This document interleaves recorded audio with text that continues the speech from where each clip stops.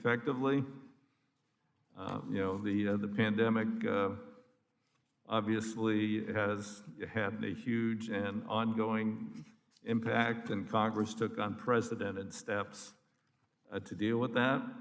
The Federal Oversight Committee, who will be our first panel, has been tracking this economic aid to determine if it's been used appropriately, identified ways to ensure it is used productively as possible.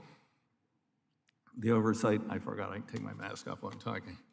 The oversight community has also worked to identify weaknesses in agencies' management of COVID-19 relief programs, ferret out individual cases of fraud, which in this sector are quite rare, not so much in the Paycheck Protection Program or unemployment programs, but in this it was rare, relatively rare.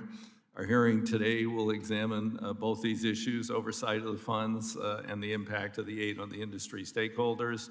There are always going to be individual bad actors attempting to defraud or financially abuse a program, take advantage of a crisis, and some programs may have had poor management or ineffective leadership, and that's what we want to hear from about the Oversight Committee, identify the loopholes or how people might have been enabled to commit fraud, and recommendations to improve the management of those programs. In some cases, the federal agencies, many that are outside our committee's jurisdiction, have not moved quickly enough to close these oversight gaps and to learn the lessons from past national emergencies. GAO, for instance, has issued 87 COVID-19 related recommendations since the pandemic began, and only 16 have been fully implemented. Despite these issues, the economic relief was necessary. Governors, mayors, local officials, labor organizations, business associations have all applauded the support Congress provided through legislation, helped to slow the spread of the virus, thwarted the loss of American jobs, bolstered the economic security of the U.S. and small business. Unfortunately, we may never know how successful these efforts were because government agencies failed to track the number of jobs that were saved. I look forward to hearing from our government witnesses about how to increase transparency on this front, hopefully retrospectively, but certainly in the future. This won't be our last national crisis. Who knows what the next one will be. I also look forward to hearing ideas to enhance accountability, improve federal crisis planning, emergency management programs, strengthen transparency of government expenditures. While I believe the COVID-19 relief funding was absolutely critical in addressing dire economic situation, public health catastrophe, I also commend the Oversight Community for identifying problems, highlighting cases of ineffective management, spotting cases of waste, fraud, and abuse, for management programs to help Americans impacted by COVID. There's several questions I hope that will be addressed by the panel. What recommendations do you have to help the government's coordinated response to national public health and other emergencies, particularly for the Federal Emergency Management Agency? I would note that we're not touching on aviation today, but the Department of Transportation was ordered under the Obama administration to develop an emergency response plan to deal with pandemics. We're still waiting. And secondly, how can we improve reporting and transparency related to the use of federal disaster assistance funds? How can we learn from the Federal Oversight Committee's identification problems in the federal response to the COVID-19 pandemic to improve the response during the next national crisis? And from the standpoint of transportation stakeholders, our second panel, for what worked well in terms of government response, helping them confront the crisis, how we can help support transportation workers and the critical transportation infrastructure we all depend upon in order to mitigate the impact of future national public health emergencies. Thanks to all of you for being here today, and I yield to the ranking member for his opening statement. Thank you, Mr. Chairman. Since the beginning of the pandemic, the government, we spent $5.9 trillion in combating COVID-19. $1.9 trillion has been authorized by Congress just this year. And some of this money was legitimately needed to help us respond and recover from a once-in-a-lifetime pandemic.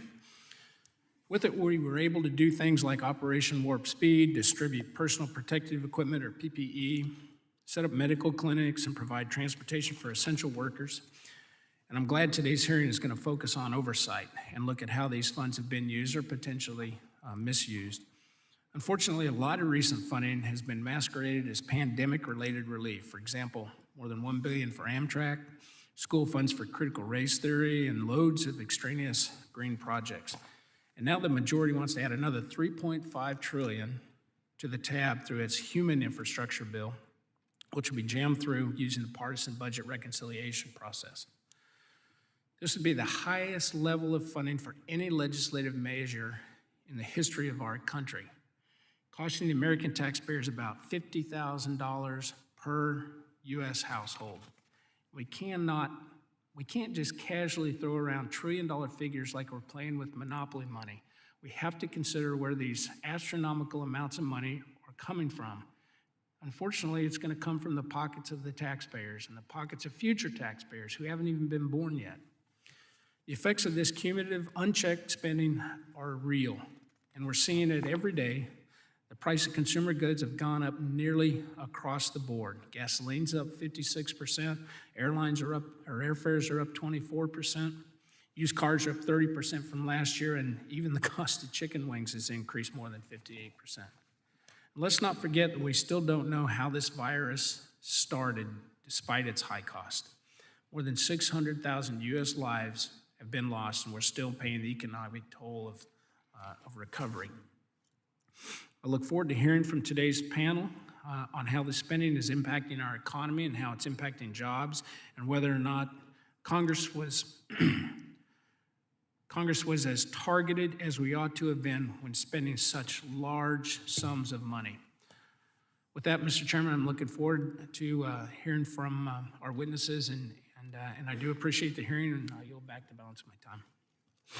I thank the gentleman for his brevity. I will now turn to our witnesses. We'll be hearing testimony from witnesses, 2 panels, with each panel followed by questions from members. I'd now like to welcome witnesses on our first panel, the Honorable Michael E. Horowitz, Chair, Pandemic Response Accountability Committee, Ms. Heather Cross, Director, Physical Infrastructure Issues, Government Accountability Office, Mr. Chris Curry, Director of Homeland Security, Justice Issues, Government Accountability Office, the Honorable Eric J. Soskin, Inspector General, Department of Transportation, Mr. James Izzard, Assistant Inspector General for Investigations, Department of Homeland Security. Thanks for joining us today. Look forward to your questions. Without objection, the full statements be included in the record.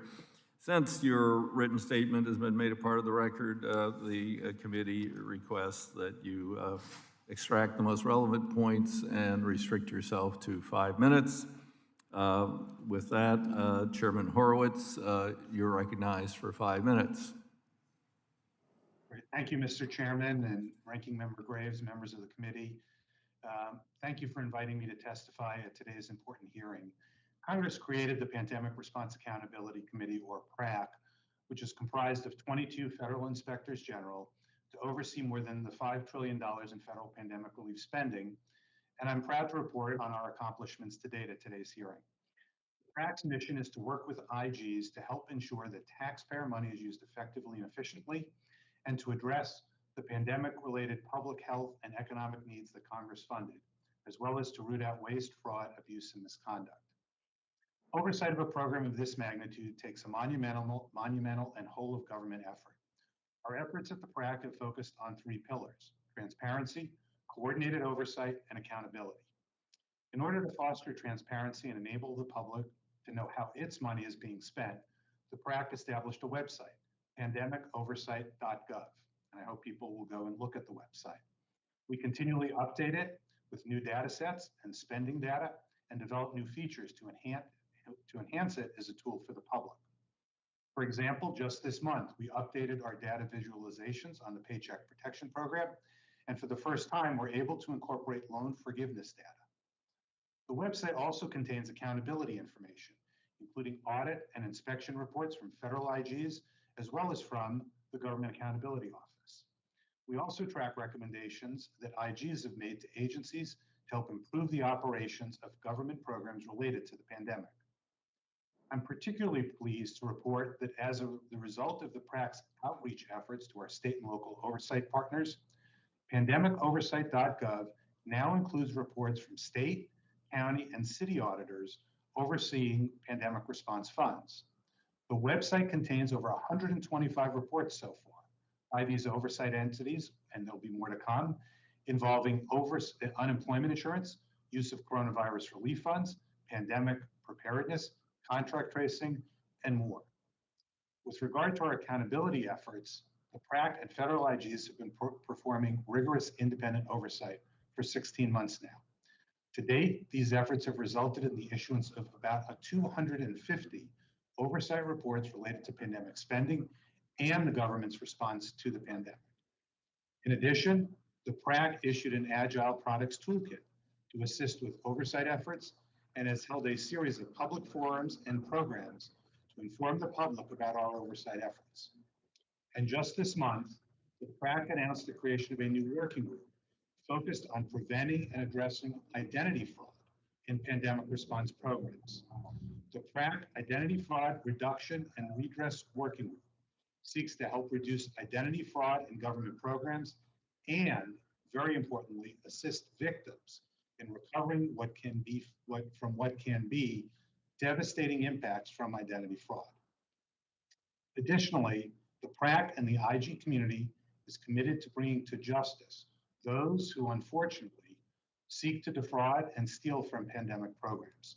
Earlier this year, the PRAC established a pandemic fraud working group comprised of law enforcement agents from across the IG community, and the work of IG agents has resulted in hundreds of arrests and prosecutions to date, and we have many more ongoing, open, and significant investigations. We're using all of the tools that Congress has given us, civil and criminal authorities, and suspension and debarment, among others, to prevent and detect wrongdoing. One of the most important tools that has enabled us to effectively identify and prevent misconduct is data analytics. That's why the PRAC is excited about the development of our Pandemic Analytics Center of Excellence, or PACE. And I look forward to talking about this at today's hearing.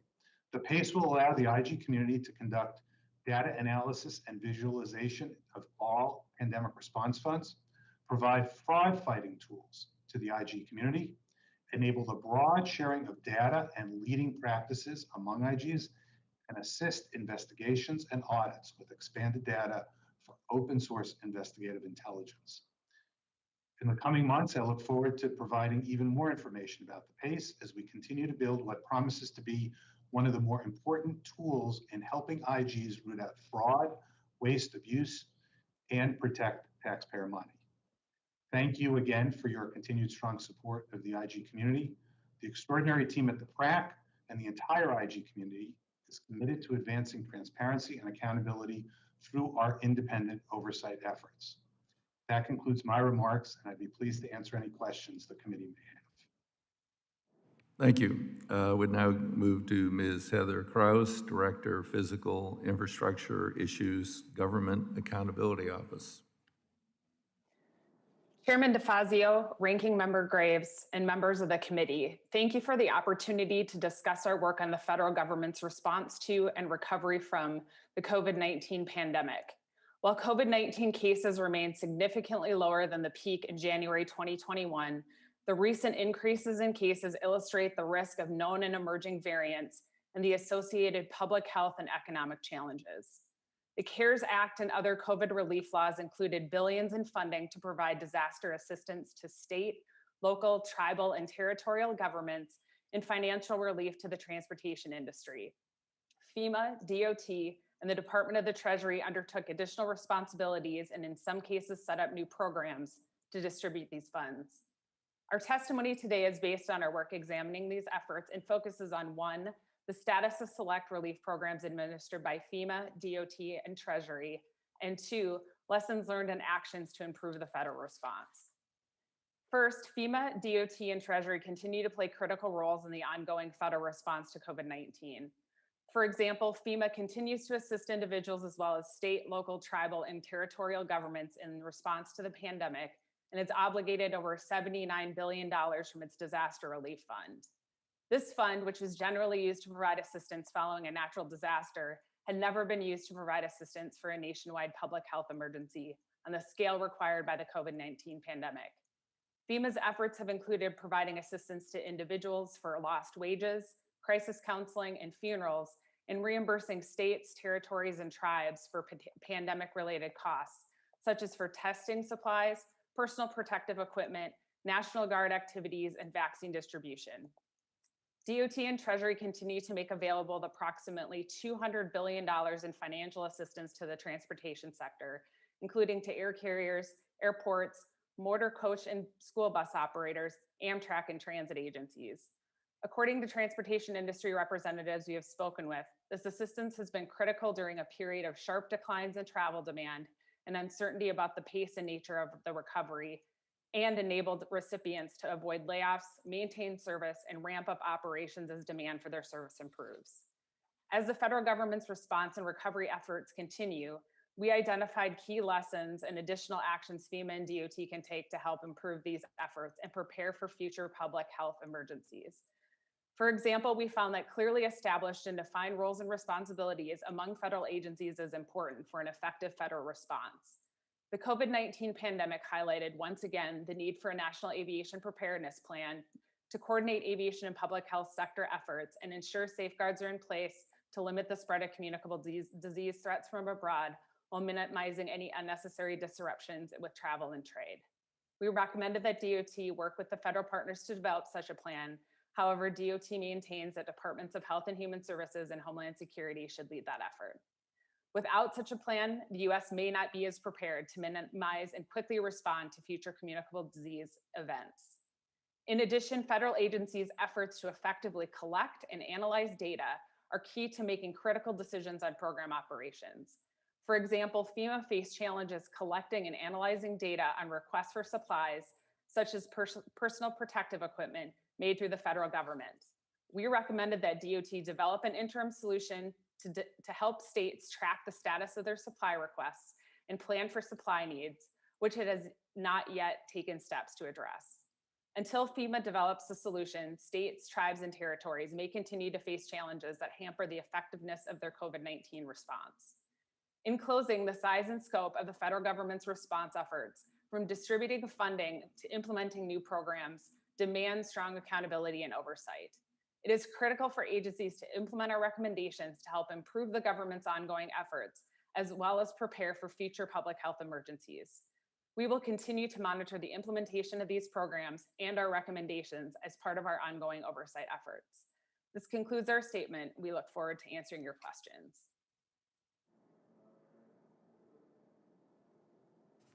Thank you for your testimony.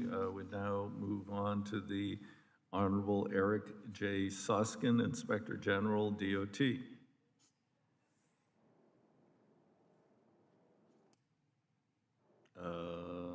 Chairman DeFazio, Ranking Member Graves, and members of the committee.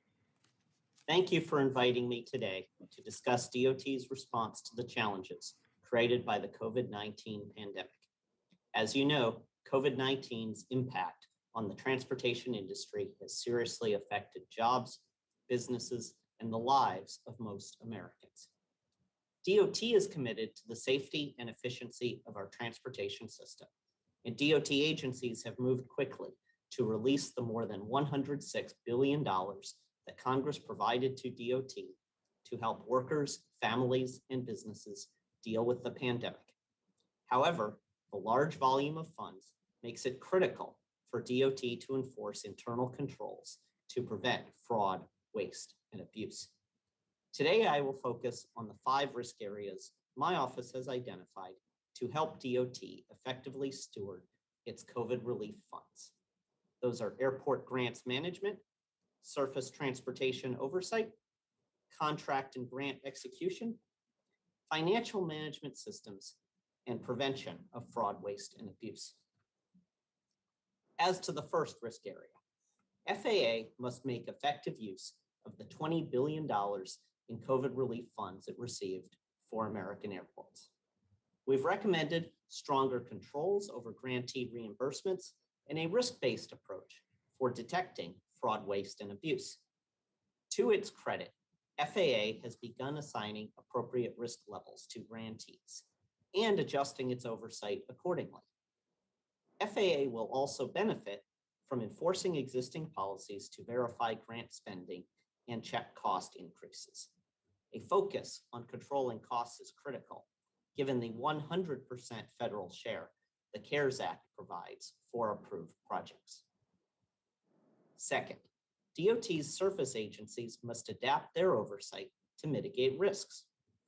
These agencies received most of DOT's COVID relief funds, about $83 billion, and the volume also presents operational challenges.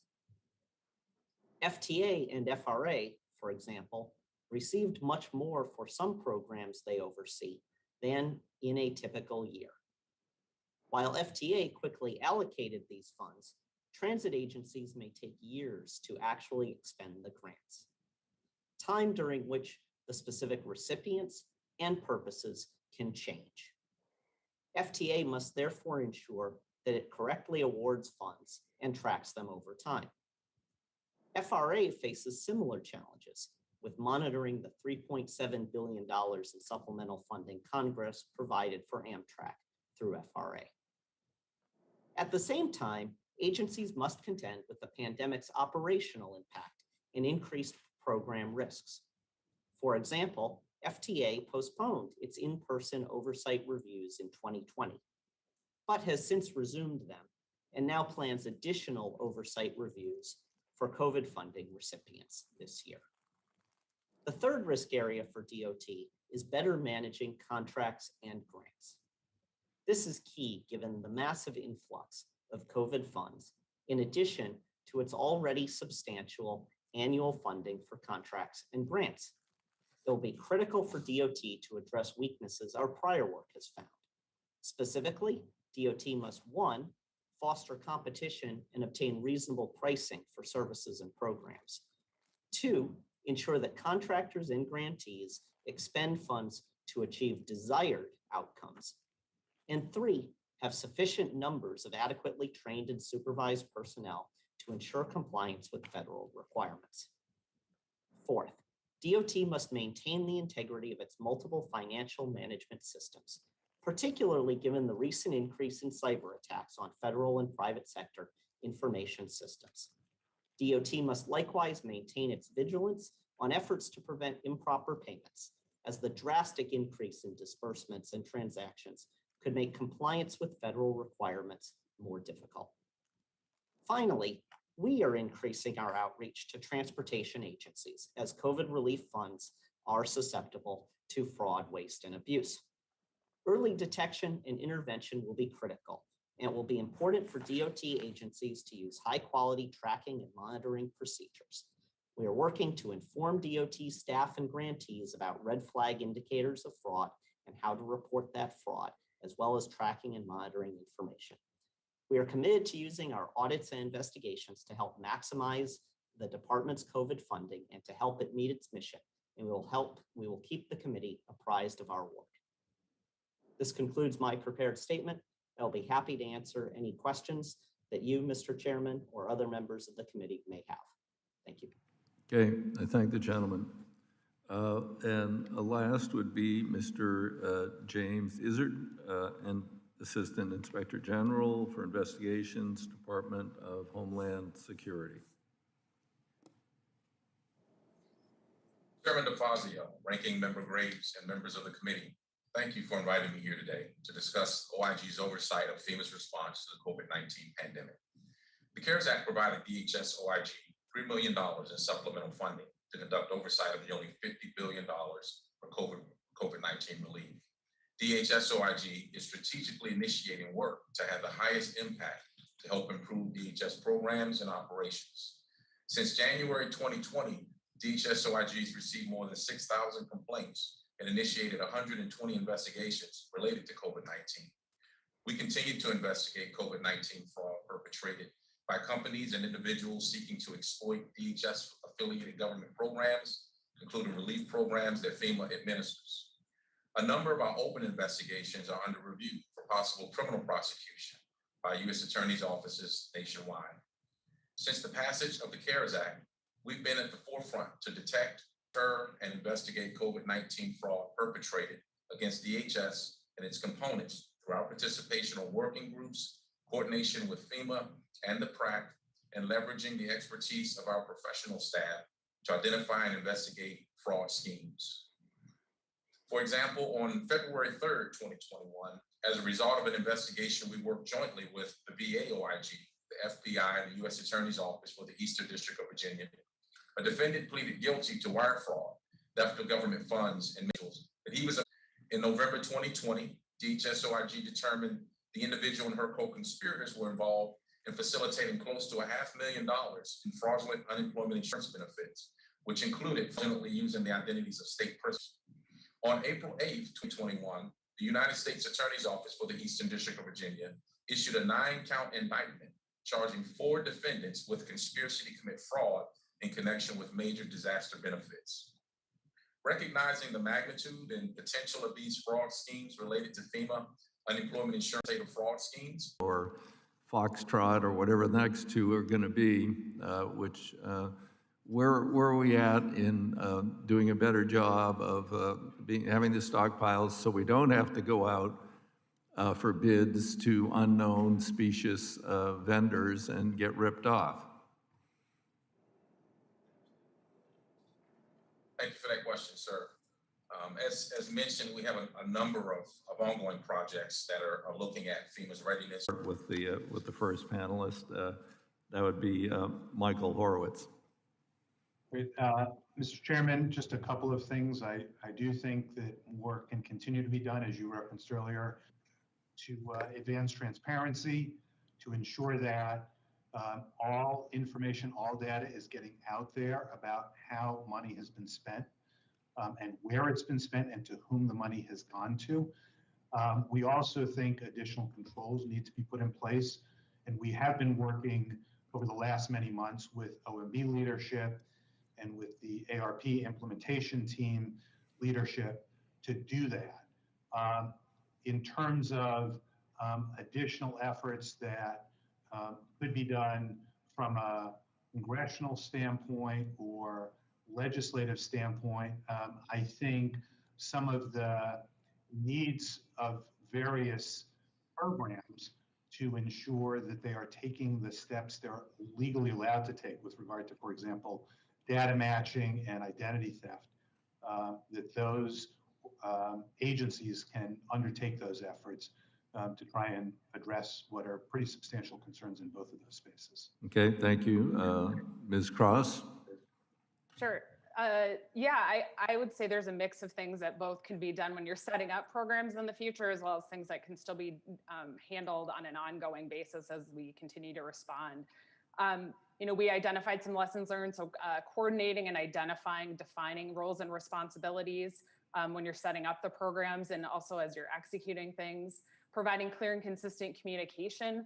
I think we saw some challenges with that with some of the program implementation, but there's opportunities as, say, Treasury rolls out the CERTS program and FAA rolls out the Aviation Manufacturing Jobs Protection Program to sort of improve communications and provide clear and consistent communications.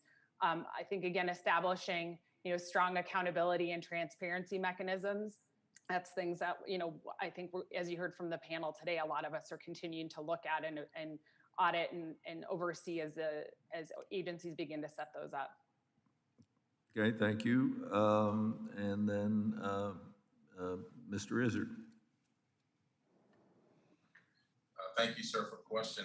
I would echo the comments of my fellow panel members, except just to add again to really highlight what we believe is important is accountability and transparency in the programs and processes. From an oversight perspective, we continue to allow our existing work to inform our future work. So as we continue to learn more things in our existing work, I think that will help to tell us where we go next. As well as maintaining collaboration with FEMA. We do currently have collaborative efforts with FEMA within the lanes of our mission space to ensure that they're able to detect fraud and understand what types of things that we need to look for in their programs. So that's, I think, how we would answer that from the DHS OIG perspective. Okay, thank you. My time's expired. Okay. Recognize Representative Webster for 5 minutes.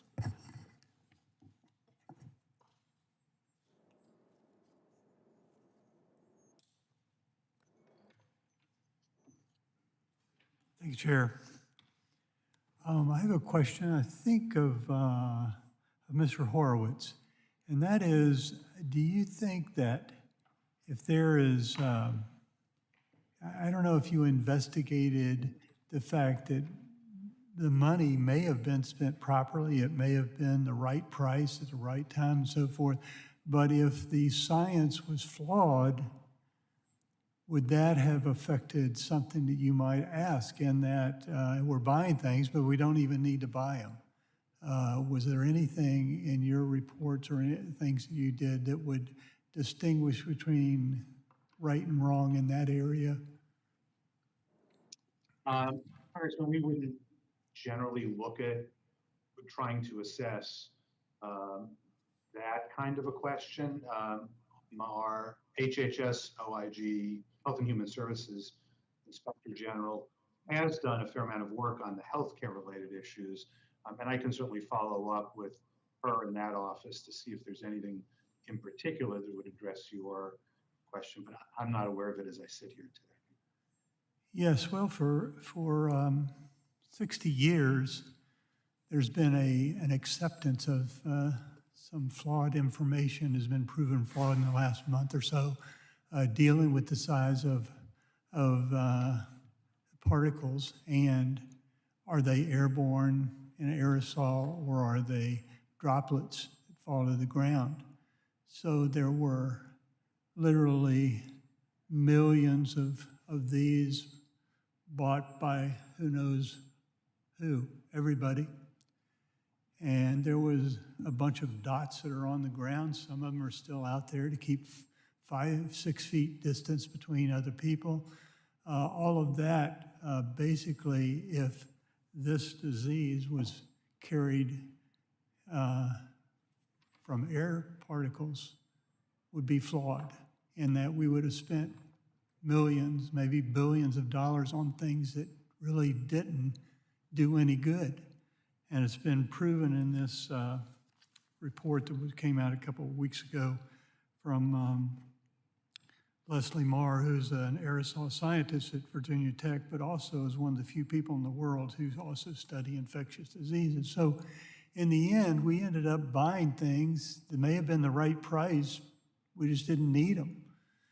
And I just wondered if there's, I mean, that may be just as fraudulent as charging too much for some sanitizer.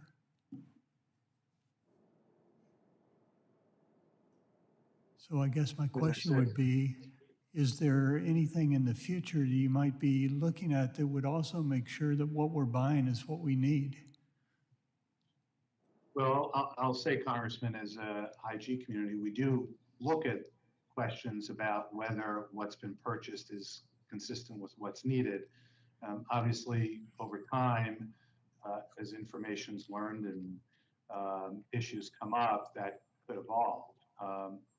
But it is certainly something that we would look at in the context of what's been purchased generally. And I'll just say, in terms of the website, pandemicoversight.gov, that is, we are trying to put out there so that the public can see how money has been used and where it's been used. Much of what we do as inspectors general is to get information out to the public so that they can assess how that spending has occurred. Yes, well, unfortunately, the bedrock of the science in every medical journal and medical book and doctors and their training and so forth stress hand washing, which is a good thing to do, but it doesn't have anything to do with this, and distancing in that the particles are 6 feet is enough distance, and therefore that's okay. And so that was sort of the basis of all of the protection that was being done, including in this chamber. I remember telling some of the leadership, you don't have to be washing the doorknobs. It's in the air, but CDC and WHO were both saying, no, it's not. It gets into a droplet, falls to the ground, which was totally inaccurate and has been proven false. I don't know, I just think we spent a lot of money on some things that didn't really need to be bought. But my time's run out, and I'd love to discuss this further. Yield back. Representative's time's expired. Chair recognizes Congresswoman Norton for 5 minutes. Mr. Chairman, can you hear me? We can hear you, yes. Very much appreciate this hearing as we try to focus on what we've learned for the future. My first question is for Inspector General Soskin. The district is Amtrak's hub, so I'm particularly interested that Congress provided almost $4 billion in supplemental appropriations for Amtrak in response to COVID-19. Earlier this summer, you did an audit report on the Federal Railroad Administration's program of oversight of Amtrak's use of federal funding. Your report found a range of problems at FRA: incomplete policies to assess Amtrak's adherence to programs, et cetera. You made several recommendations to FRA to improve its oversight. Can you describe FRA's response to your office's findings and the specific steps it plans to take to implement your recommendations? Yes, Representative Norton, I can. That audit report on FRA's oversight of Amtrak grant spending recognized in it its likely application and the application of those recommendations to the future spending through CARES Act and other coronavirus relief funds that actually exceed the amount of grant funding that FRA typically administers for Amtrak. And we made several recommendations, which FRA has accepted and is in the process of implementing, I believe, with target dates for closure later in 2021. Those recommendations include that they create measurable oversight goals and metrics for their oversight of Amtrak spending, that they create and develop policies and procedures by which they can track on a comprehensive basis the issues that are identified in their oversight, so that they don't just identify issues and then those remain unaddressed by Amtrak. And relatedly, that they develop a more robust set of procedures to identify issues they identify that may need to be escalated to a higher level to work with Amtrak to assure compliance with what has been identified in our FRA's oversight. We believe that if these recommendations are implemented and implemented successfully and executed upon, they will greatly assist FRA's oversight of those Amtrak supplemental funds in the COVID relief legislation. I appreciate that you set target dates and that apparently these dates are being adhered to. My next question is for Mr. Krause of GAO. I'm chair of the subcommittee that has just passed the Transportation Infrastructure Bill, and the district, of course, has Metro and is dependent on transit. So I'm particularly interested in the billions in grant assistance to help transit agencies that Congress provided to manage their fiscal restraints. So, Mr. Krause, I would like to ask, how did the Federal Transit Administration perform in managing such a large influx of funds and getting it to transit agencies in a timely manner? Thank you, Congresswoman Norton. This is actually Heather responding to your question, Heather Krause. So FTA, we found that they had some initial implementation challenges as they, because of the use of funds was expanded beyond what they typically did. But when we've talked to transit agencies, they found that they identified very few challenges that they've experienced in getting the funds. As it's been implemented, and as we get into the newer funds that have come out, there is more challenges at the local level as they figure out how to allocate the funds among different entities at the local level. But otherwise, we've heard few challenges from the transit agencies in terms of implementation. I know that our colleagues at the DOTIG are looking more closely. Gentlewoman's expired, time's expired. Chair recognizes Representative Davis of Illinois for 5 minutes. Thank you, Mr. Chair. My first question would be to Mr. Horowitz. First off, I want to say thank you for the work that you and your team have done on a wide variety of issues that you and your team in this country has faced over the last few years. I do want to raise an issue that falls outside the realm of transportation and infrastructure, though. But you raised it in your testimony, and that's because it affects many of my constituents, including me. And it's the issue of unemployment insurance fraud. Does your committee have data on how many individuals were victims of identity theft during the pandemic as it relates to attempts to defraud the unemployment insurance system? And how much money has the federal government been defrauded? Congressman, we've worked at the PRAC closely with the IG at the Labor Department on these issues, and the Department of Labor OIG has done a lot of work in this space and has made some estimates that the amount of fraud could be upwards of 10% at this point, but it's still unknown. I should emphasize, as we're investigating and looking at these issues.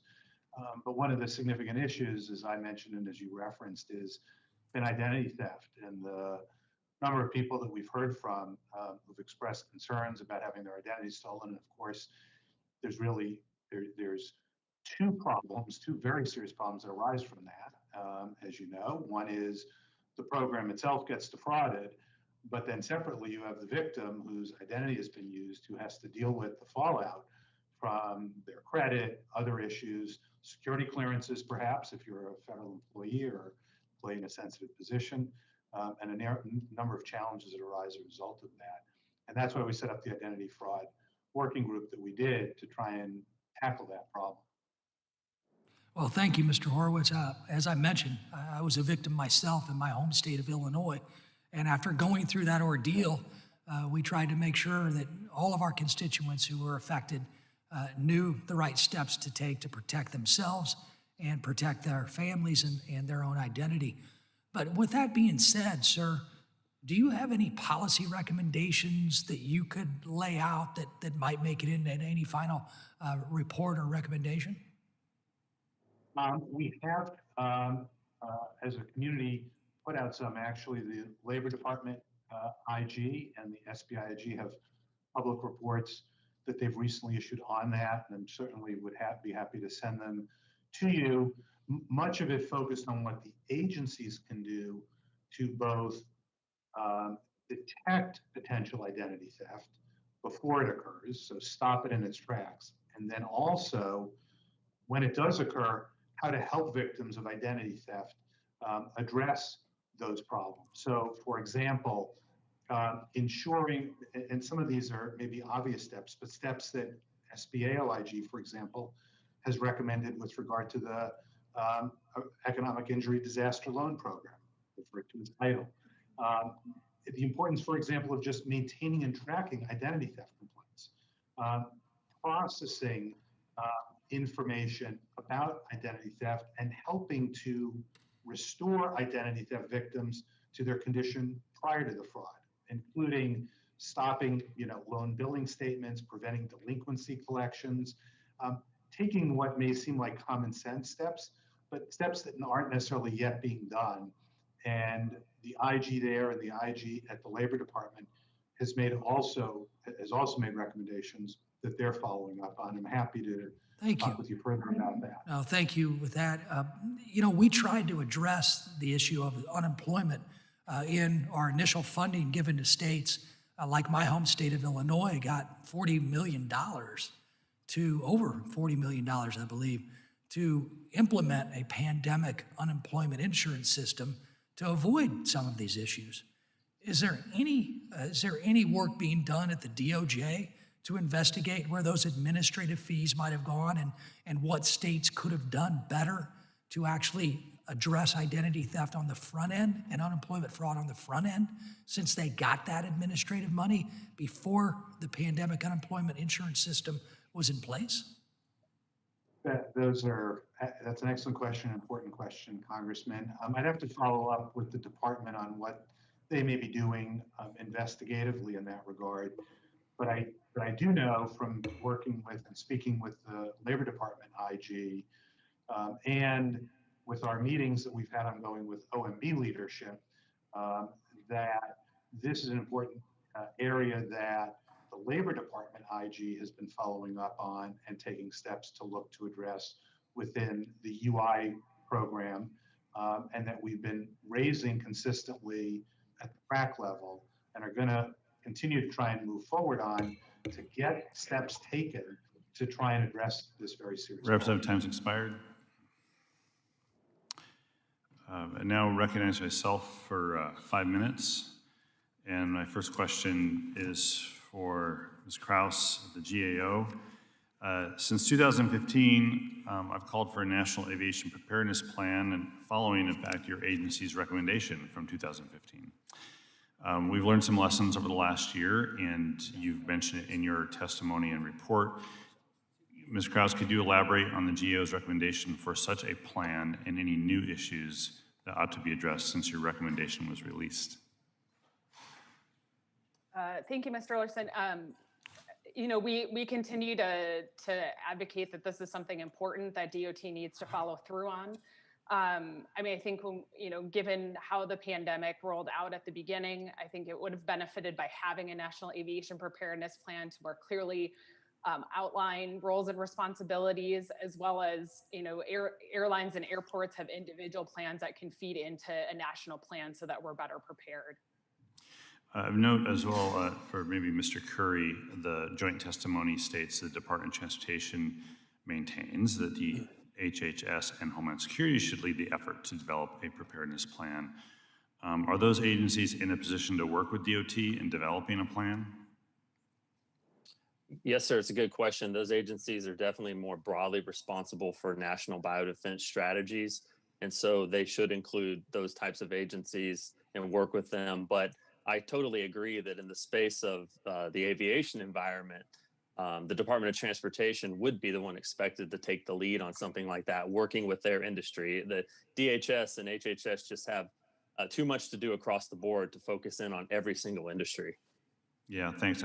I think what we saw, though, upon the announcement that basically U.S. citizens had to get back to the U.S. and were given very few days to do that, I think that was in February or March, clearly DHS has a role as Americans flooded immigration turnstiles throughout the country.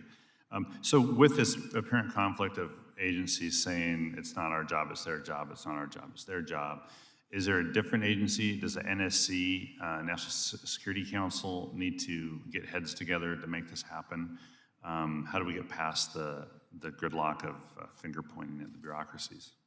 Have you thought through that, either Mr. Curry or Ms. Kraus? This is Chris Curry. I can take that. Absolutely. So what we have been recommending for years and what's being done right now is there has been a national biodefense strategy even well before the pandemic that is supposed to work across the entire federal government. And the aviation pandemic plan would just be a piece of that, a sub piece of that within the industry. So it is pretty well spelled out who's responsible at the highest level. HHS and DHS have that broad authority to develop the strategy and work with the White House and NSC, as you said.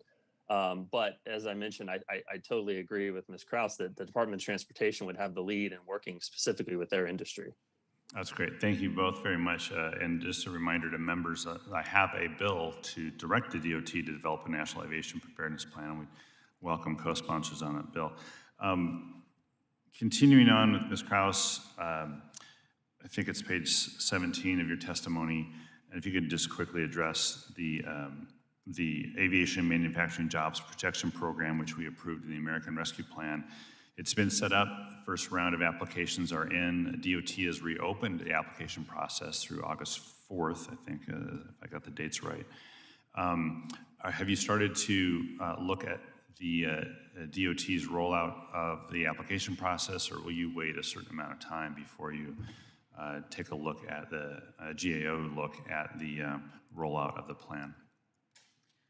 Yeah, we've already begun work on that and meeting with DOT and understanding how they are implementing the program, as well as talking to some of the industry associations to get a sense as to how the implementation has been going. I mean, initial conversations is they feel like the communication has been good from DOT with that program, but obviously we'll be following closely and expect to report out on the status of that implementation later this fall in October. And one of your points in your report is that a lot of these programs were rolled out through existing mechanisms throughout the agencies. This was one program that sort of had to be created from whole cloth. Is that one of the things you're looking at, the compare and contrast of those activities? Yeah, certainly. I think what we've found is we've looked at all the different transportation programs, whether it's at Treasury or DOT, is if they are going through existing programs, that does help facilitate implementation. But when you're setting up new programs or with entities that you don't typically either work with or have that kind of relationship with the agency like DOT or get this type of funding, typically it is taking some time to get the program stood up, the guidelines out there, and then obviously some mechanisms on the back end to track the funds. That's great. Thanks. My time's expired. Appreciate the answers from the both of you very much. And now recognize Representative Massey of Kentucky for 5 minutes. Representative Massey. Thank you, Chairman Larson. I'd like to ask Mr. Massey, could you try your volume, and we'll try on our end to increase your volume as well. Thank you. All right, can you hear me? A little better, thank you. Yeah. All right, I'd like to ask unanimous consent to submit to the record 2 articles from NPR. The first one is from August 5th, titled "Foreign Workers Living Overseas Mistakenly Receive $1,200 U.S. Stimulus Checks." And the second article is "IRS Says Its Own Error Sent $1,200 Stimulus Checks to Non-Americans Overseas." Without objection. Mr. Horowitz, I want to focus on these stimulus checks that were sent overseas to folks that weren't American citizens. These articles were from last year, but disturbingly, not only were the $1,200 checks sent, I'm aware of a situation where somebody who hasn't even worked in the United States since the 1970s received not just the $1,200 check, but the $600 check and the $1,400 check. This individual does not file a U.S. tax return. And so there was no way to know whether the individual even met the constraints or requirements on income in order to receive these checks. Can you tell me what the IG's office has done to investigate these? Yes, Congressman. So last year, for example, the tax IG that oversees the IRS issued a report outlining a series of problems with payments by the agency of stimulus checks. And the GAO actually reported on that as well last year and outlined some of the matching that failed to occur at the IRS and with sending out the stimulus checks.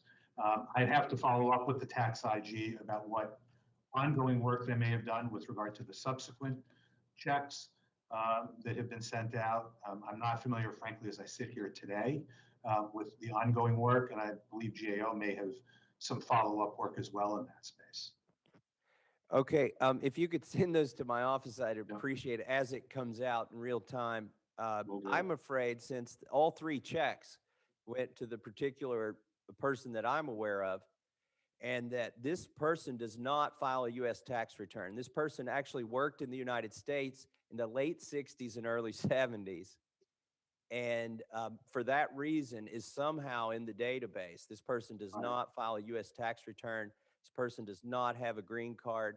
This person is not a U.S. citizen or a dual citizen of the United States. And I would hope that we have the measures in place to keep this money from going to these individuals, or maybe Congress needs to acknowledge that they wrote a law that sends money overseas to people who aren't citizens. One of two things is true.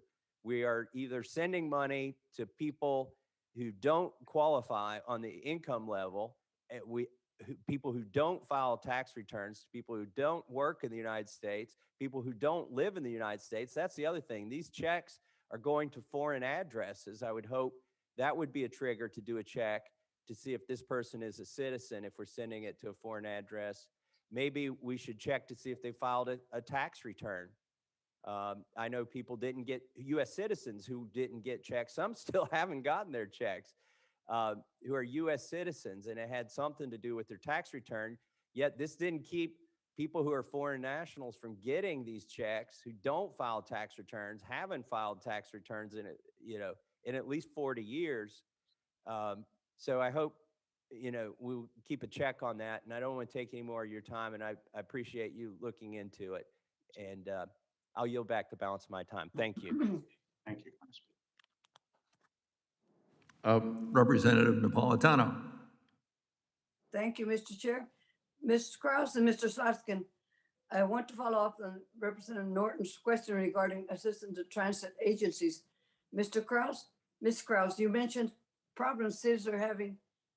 Can you expand on that? Can you tell us what those problems you mentioned?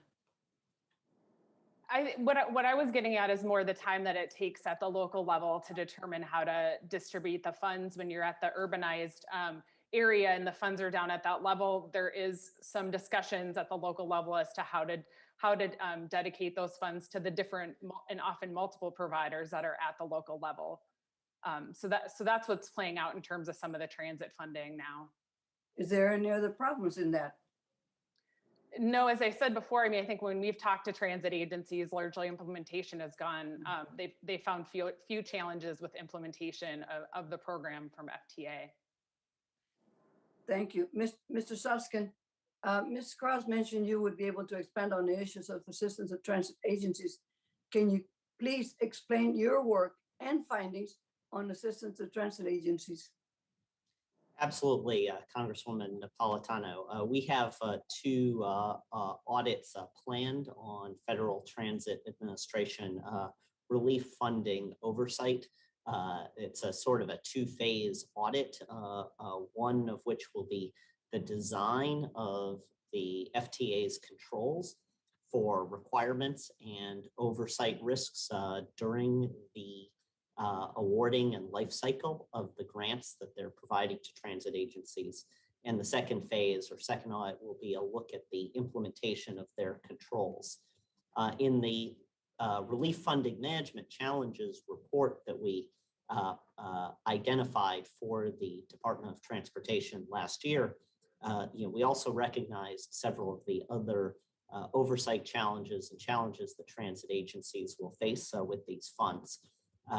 One is that there's an interesting hybrid here of providing funds through an existing program, but providing them for new purposes in terms of the operating expenses and the 100% federal share of those operating expenses. And we look forward in our work to examining how the oversight and how the expenditures work, given that new purpose within an existing program. And the other challenge we highlight is monitoring funding and FTA's past reliance in many cases on either self-certifications by transit agencies of their compliance with eligibility and funding conditions, as well as the reliance on oversight contractors, oversight support personnel who can be contractors, who of course are a valuable and important resource when the spigot of funds opens suddenly, as it has with pandemic relief funding and as it has with hurricane relief funding in the past with the ARA funding a decade ago. But ensuring that those support personnel are properly trained, that they're familiar with the federal oversight restrictions, and that they have methods to ensure that attention is brought to their recommendations and issues they identify will be critical. Well, one of the major transit agencies indicated that they were having problems securing the PPEs. Can you tell me why? I'm not familiar with the details of that issue of securing PPEs. I'm not sure if we have done work in that area, but my staff and I would be happy to follow up with you about that question and work with the department to try and get you a specific and accurate response.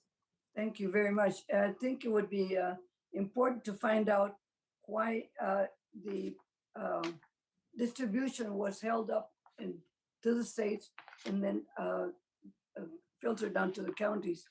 And it made a great problem for my transit agencies, especially the little ones too. Thank you very much, Mr. Chair. I yield back.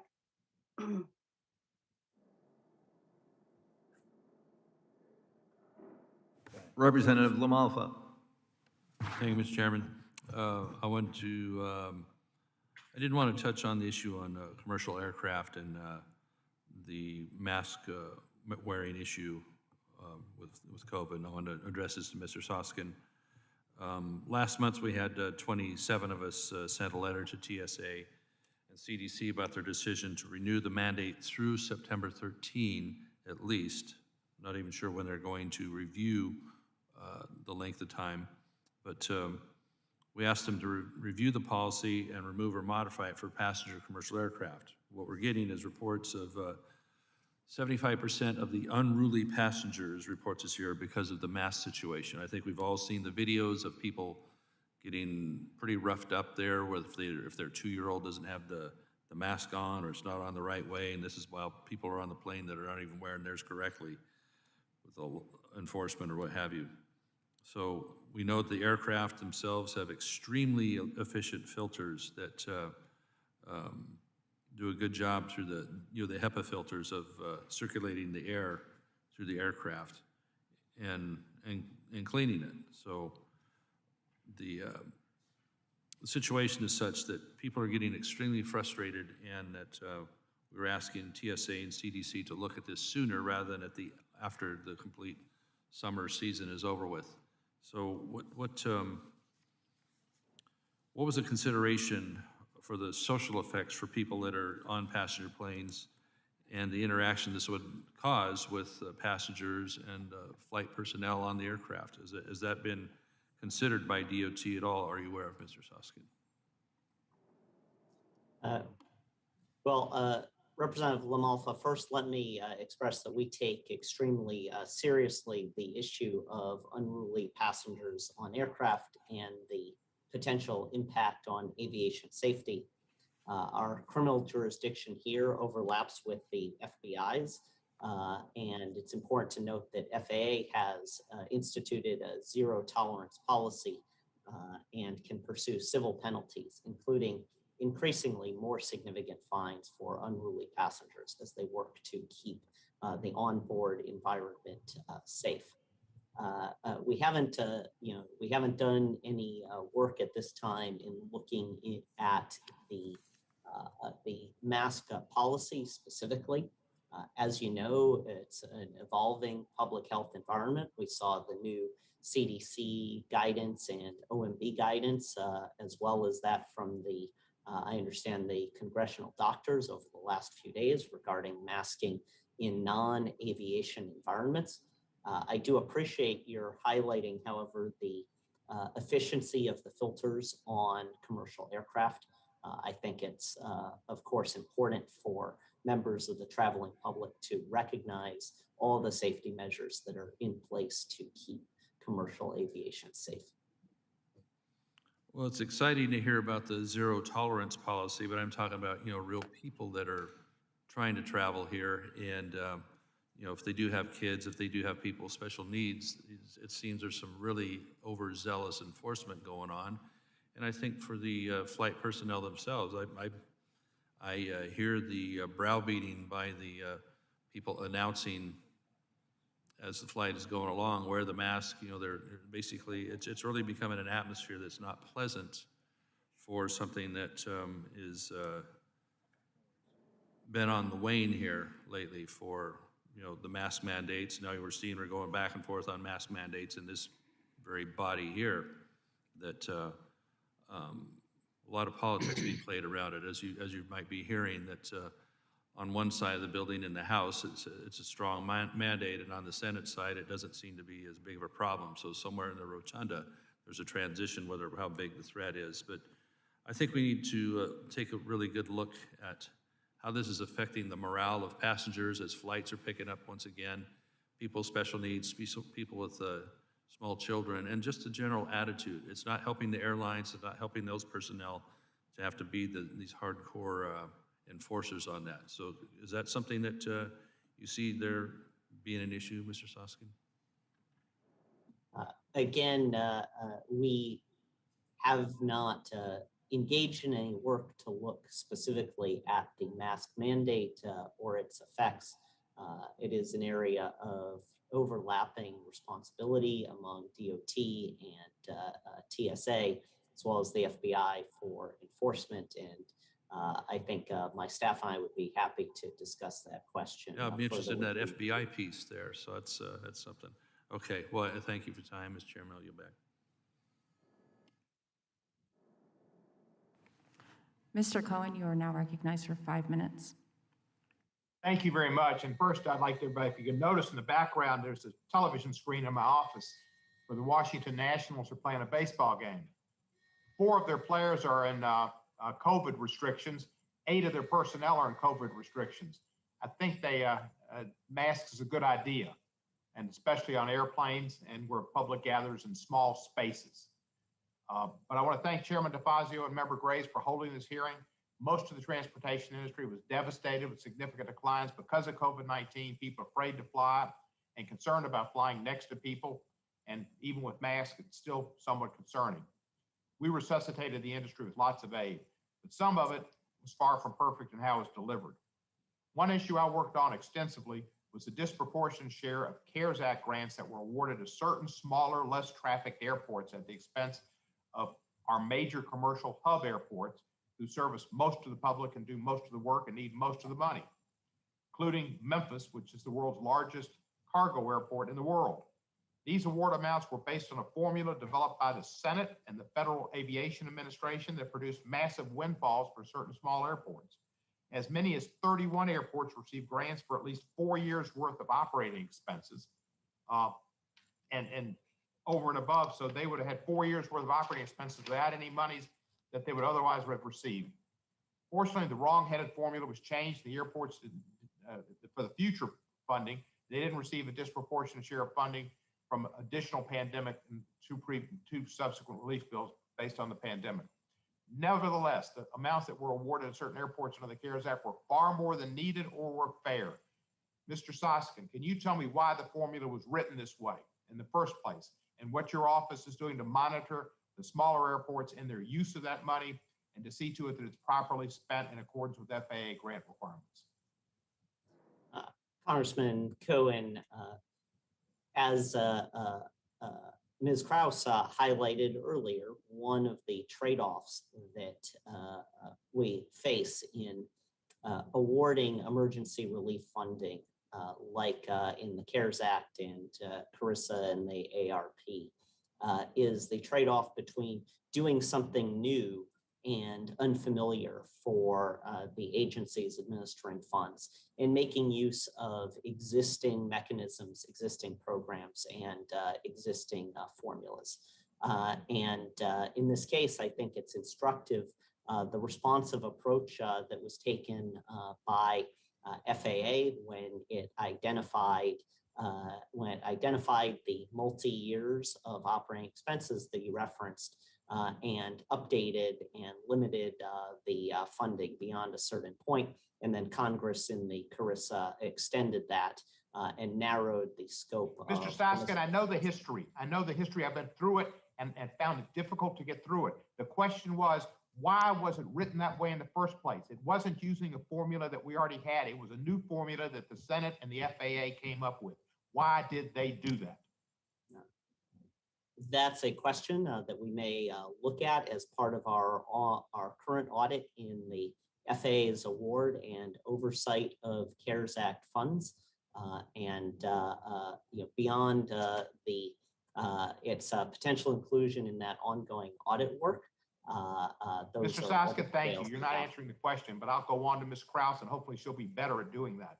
What can you tell us about how much of the grants that were awarded to these small airports has been used and whether larger commercial service airports are getting enough funding from the FAA to meet their needs?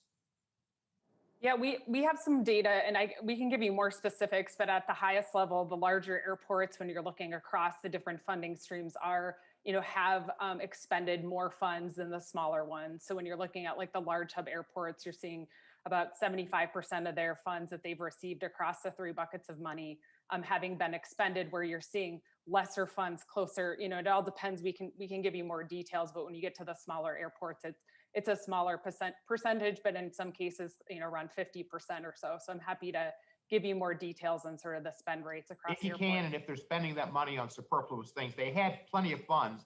They basically have long dirt runways and a wind socket. They didn't really need all that money. And what are they spending it on now? Is it extraneous things just to spend the money? This was horrific. And if you let me know about that, Mr. Soskin, if you give me your report, let me know why that was done and what's being done to oversee it and make sure that the money's being spent properly. With that, I yield back the balance of my time. Thank you. The gentleman yields back. Mr. Johnson from South Dakota is now recognized for 5 minutes.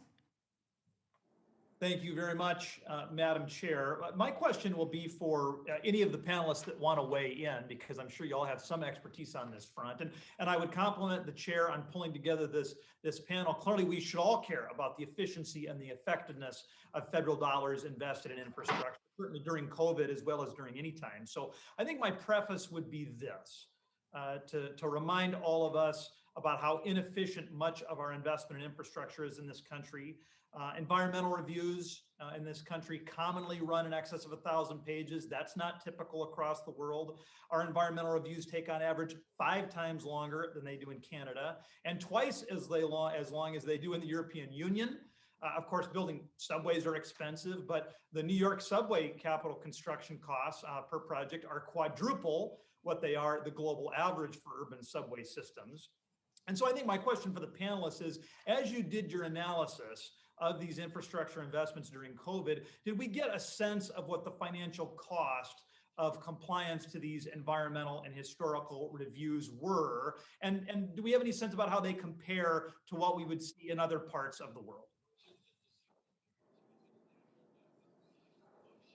Representative Johnson, I can take that question first because I think it's important to understand that at this point, a lot of the funds that have so far been allocated and awarded have been on the operating expense front. So we're going to see the reviews and the infrastructure awards flow out over a period of years. And that's something that we've observed in our work on the Hurricane Sandy relief funding. Where in our report earlier this year, we highlighted that although $10 billion in hurricane resilience and recovery funds were awarded shortly after Hurricane Sandy, even at this point, only about $4 billion of those funds had been expended. So at this point, give this committee some, as we look forward, because you're right, the next tranche of capital investment is likely coming. Given your historical experience, give us some sense of what the financial costs of those environmental and historical reviews would be. So I don't have readily at hand the details of what some of those expenses are. Anecdotally, I believe the elements of your question are correct, that planning and environmental reviews can take longer than in some other countries. I think that's a problem that has been recognized across the government, and it's something we'd be happy to follow up on. If we have some work in that area, we can share with you. Maybe for all the panelists, just so we can focus on solutions, given your deep expertise and as you've done analyses in inefficient and efficient governmental spending, are there things that could be changed in the federal infrastructure, environment, landscape statutes that could make for a more efficient investment? Are we getting in the way? And if so, how?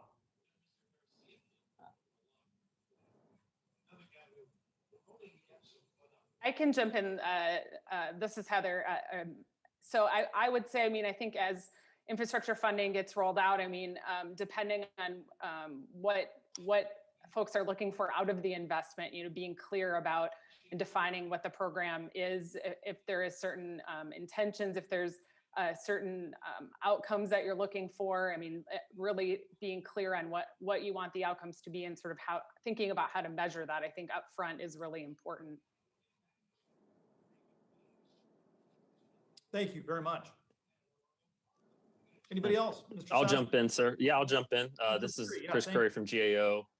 So I do a lot of our work on disaster response and recovery, multi-billion-dollar recovery programs, which, though for disasters, go to rebuild infrastructure. And the issue you talked about of EHP reviews, or whether it's engineering reviews or whatever it might be, has been a huge challenge in these infrastructure programs. Another thing that I wanted to point out, though, it's not just within individual grants or programs. There are so many different funding streams from different agencies, that all of which often have different requirements and different timeframes. So one of the things we hear from state and locals is, I may have to do an EHP review for FEMA projects and do a separate one for HUD, and then do a separate one for FTA and do a separate one for Federal Highway. I think that's something that could be looked at in this area as well. Oh, thank you very much. That's an excellent tactical suggestion, Mr. Curry. And for any of the other experts, if you have other suggestions, I'm out of time, but I'd love to have any comments from you, and we'll work together, I'm sure, on the committee in a bipartisan way to try to make these investments even more efficient. And with that, I would yield back. Thank you. Thank you. The gentleman yields back. The chair now recognizes Mr. Johnson from Georgia for 5 minutes. Thank you, Madam Chair, for holding this hearing, and thank you to the witnesses for your time and your testimony. $5.9 trillion is a significant sum of money, a lifeline for hardworking Americans, and the sum total of relief and job protection measures provided in the CARES Act. Last year, Congress acted decisively during a once-in-a-century pandemic, but our work is far from done. We're obligated to ensure that relief aid arrived to the folks who needed it most, especially Black Americans, communities of color, and low-income groups, already in poorer health due to being without healthcare coverage. Communities of color were the essential workers who disproportionately bore the brunt of sickness, hospitalization, and death due to COVID-19, and who were exposed throughout the pandemic while enabling us to work from home. They are the people who have too often been underserved and unserved by the federal government. Mr. Izard, your office has found FEMA's management of disaster relief grants and funds to be inadequate. You reported last year that improving FEMA's management of these grants would be one of DHS's top challenges in responding to the COVID-19 pandemic. What is the impact of these deficiencies on FEMA's ability to get disaster relief grants to communities of color and Black Americans? Thank you for the question, sir. As you rightly stated, we've done a lot of work in this area, and we have ongoing work now. One particular audit that was done, and I will just say that I am much more tuned to our criminal investigative work, but have some general visibility on our audit work. And one particular audit that was done looked at FEMA strengthening its responsibility determination process to ensure that contracts are granted properly in the right place in the right time. That audit actually was awarded and then canceled 22 contracts valued at about $184 million. So we were able to identify as a part of that audit that there were deficiencies that FEMA had in not providing guidance to the contracting personnel. And we provided a recommendation to them as well in order to fix that. Also, looking at— Let me ask you this. Has FEMA made any improvements in helping the underserved and underrepresented since your report was released? Well, we do have other projects ongoing now that speak to equity. And one in particular that is going on now is we're looking at some work that will actually deal with equity and how things are handled. We're planning work that's related to that. So that's ongoing. And so we would hope to have an answer for you more specifically here in the near future. We'll take that as a get back because we believe that's very important work. All right, thank you. Ms. Kraus, the GAO reported on the CARES Act loan program for aviation and found that small businesses were less likely to receive loans under this program and that Treasury prioritized applications from large passenger carriers. That said, small businesses are more likely to be led by minorities and women. As a result of Treasury's actions, what has been the impact on minority-owned small businesses and Black-owned small businesses from prioritizing the large carriers? So we didn't get into that level of detail in terms of who is impacted in terms of the types of business or that level of detail in the data. I think what we did find though with that program and some of the challenges that the small businesses faced was some lessons to be learned if there is another similar type of program in the future. So having potentially multiple paths or multiple programs to be able to support the diversity of businesses that might be applying for that type of assistance. Thank you. Mr. Iser, what key things do you believe FEMA still needs to do to improve their grant management oversight, especially for the grantees who desperately need these funds, whose livelihood and families depend on relief aid? Well, as you stated, sir, that's a very, very important area to look into. We certainly remain in collaborative and collegial with FEMA to ensure that they're continuing to direct their attention in areas where there are the greatest gaps and deficiencies. In fact, our recommendations from our audit works are intended to actually point them in the direction of where the greatest deficiencies are. So we'll continue our collaboration with them and continue to in the hopes that they will move in the direction that as you just referenced. Thank you. The gentleman's time has expired. Thank you. The chair now recognizes Mr. Nels from Texas for 5 minutes. Thank you, Madam Chairwoman. Mr. Izzard, thank you for being here. It's good to see you. In your written testimony, it states that each fiscal year, DHS, Department of Homeland Security, OIG, issues hundreds of recommendations to improve the integrity, accountability, and performance of the Department of Homeland Security. The DHS Inspector General is one of 9 statutory IGs who are members of the Pandemic Response Accountability Committee, or PRAC.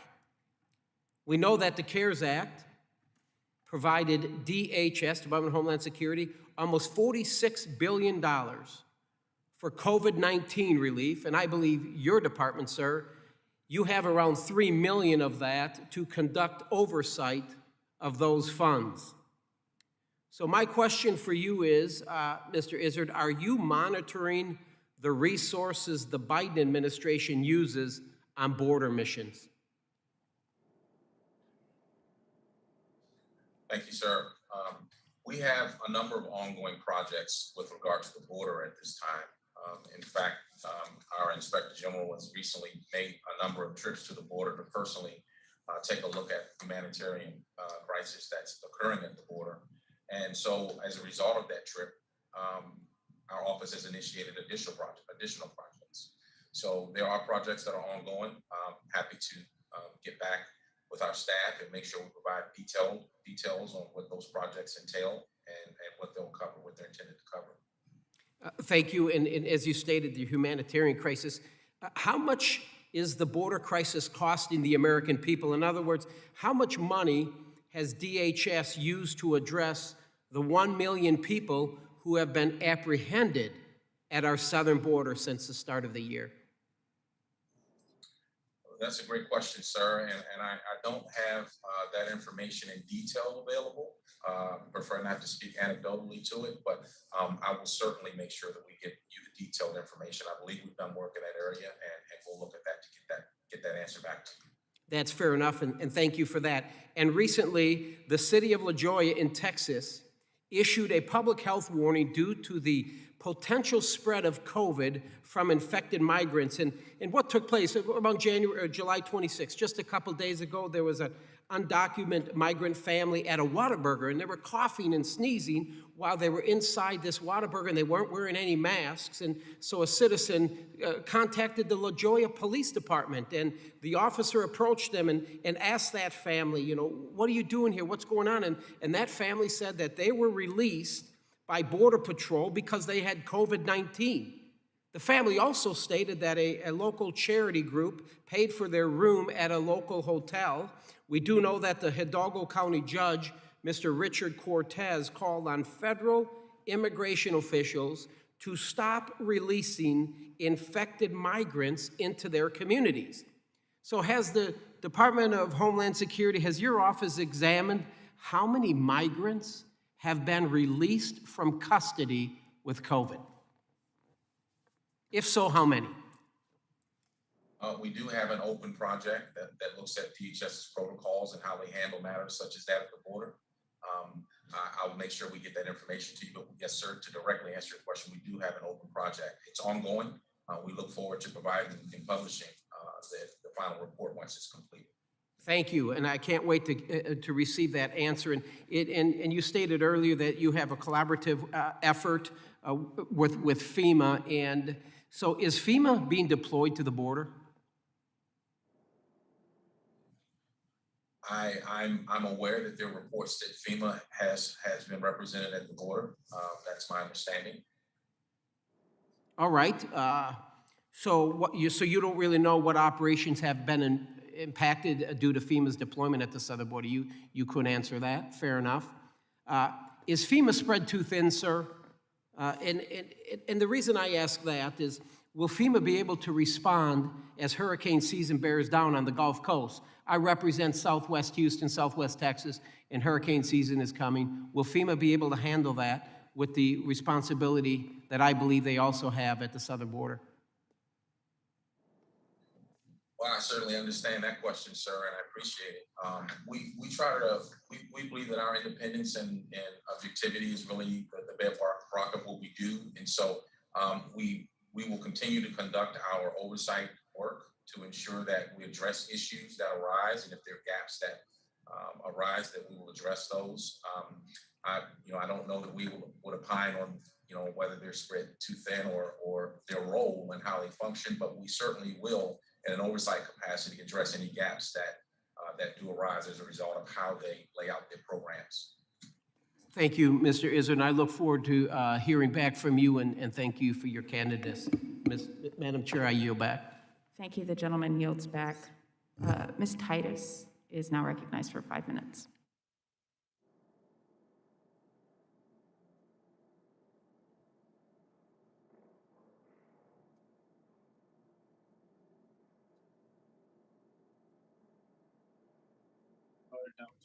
Muted. You're muted, Ms. Titus. Ms. Titus, I believe that your microphone is muted. Now, is that better? We can hear you now. You are recognized for Okay. 5 minutes. Excuse me. I was addressing this to Mr. Curry. Early on in the pandemic, there were several reports from state and local emergency responders alleging that their orders for supplies were getting redirected. The chairman and I raised some concerns with the former administrator, and it seemed that the former president's son-in-law was heavily involved in some of the coordination efforts under FEMA. One example was in Arizona, the Phoenix fire chief complained, we have ordered millions of dollars of personal protective equipment that keeps getting hijacked before going to the city of Phoenix. I wonder what steps FEMA's taken to prevent this kind of unpredictability from happening again in the future. And is there any investigation still going on about that, or what can we do to take additional steps to be sure that we don't have a bridge to nowhere? Yes, ma'am. Thanks for the question.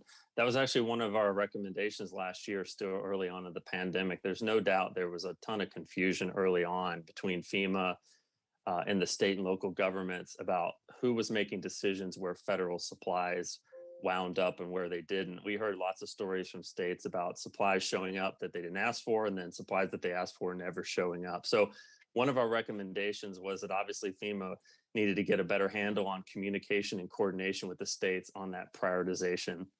Actually, back when we made that, they disagreed. They thought we were already doing that.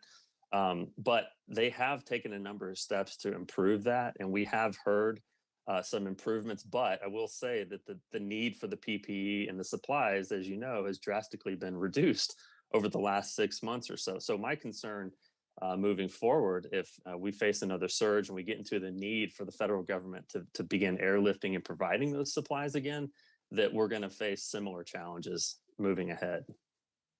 Well, that distresses me because, Las Vegas is becoming a hot spot, and we see on the news every night hospitals are being backed up. We need more testing to complement the vaccine. So I hope all these things you hear about supply chain are not going to apply to the work that y'all are doing.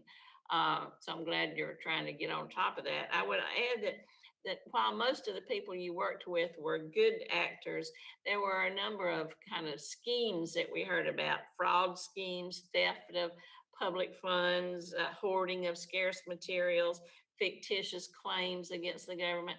Are y'all working with state and local law enforcement to try to either go after those people or be sure that it doesn't happen in the future, or what we need to put in place to prevent it? Yes, ma'am. A couple of things I'll say, and then I want the DHSIG to talk about some of their investigative work too. But one of the things we saw in the pandemic that creates that situation is when there was a run on supplies, FEMA and DHS were looking around trying to find anybody that could provide that.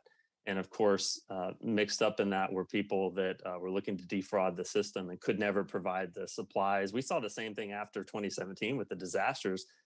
People promising they could provide a certain amount of meals or water in Puerto Rico and things like that, and they never could. So, whenever there's price gouging, I'm sure.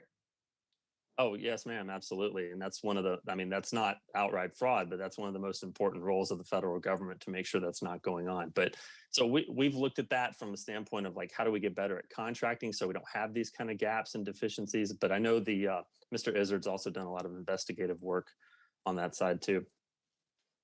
Thank you, Mr. Izzard. Yes, ma'am. So as Mr. Curry mentioned, we've done and continue to do a lot of investigative work on that front. We found that the amount of fraud as it relates to identity theft, misuse of the lost wage assistance program is continuing to grow. Probably weekly, we identify additional misconduct allegations and threats to that program that we have to wind up initiating investigations on. So we're using a sort of a parallel approach with initiating audits that address potential gaps in the program, as well as going after the bad actors who have defrauded the system. It would not be a stretch or an exaggeration to say that we've seen it across the entire nation. And so we believe that we're going to continue to find those pockets and areas where there are individuals who have exploited the system to personally enrich themselves financially. Well, thank you. I serve also on the Homeland Security Committee, so be sure you reach out and let me know if we can be helpful in that in any way with our local state officials working together with you. Thank you, and both, and thank you, Mr. Chairman. I yield back. Thank you. The gentlelady yields back. The chair now recognizes Mr. Stauber for 5 minutes. Thank you, Madam Chair. I first would like to speak a little about some of the jaw-dropping scenes we have seen over the past several months where entire classes of individuals have been refused service and the ability to fly because they have a disability.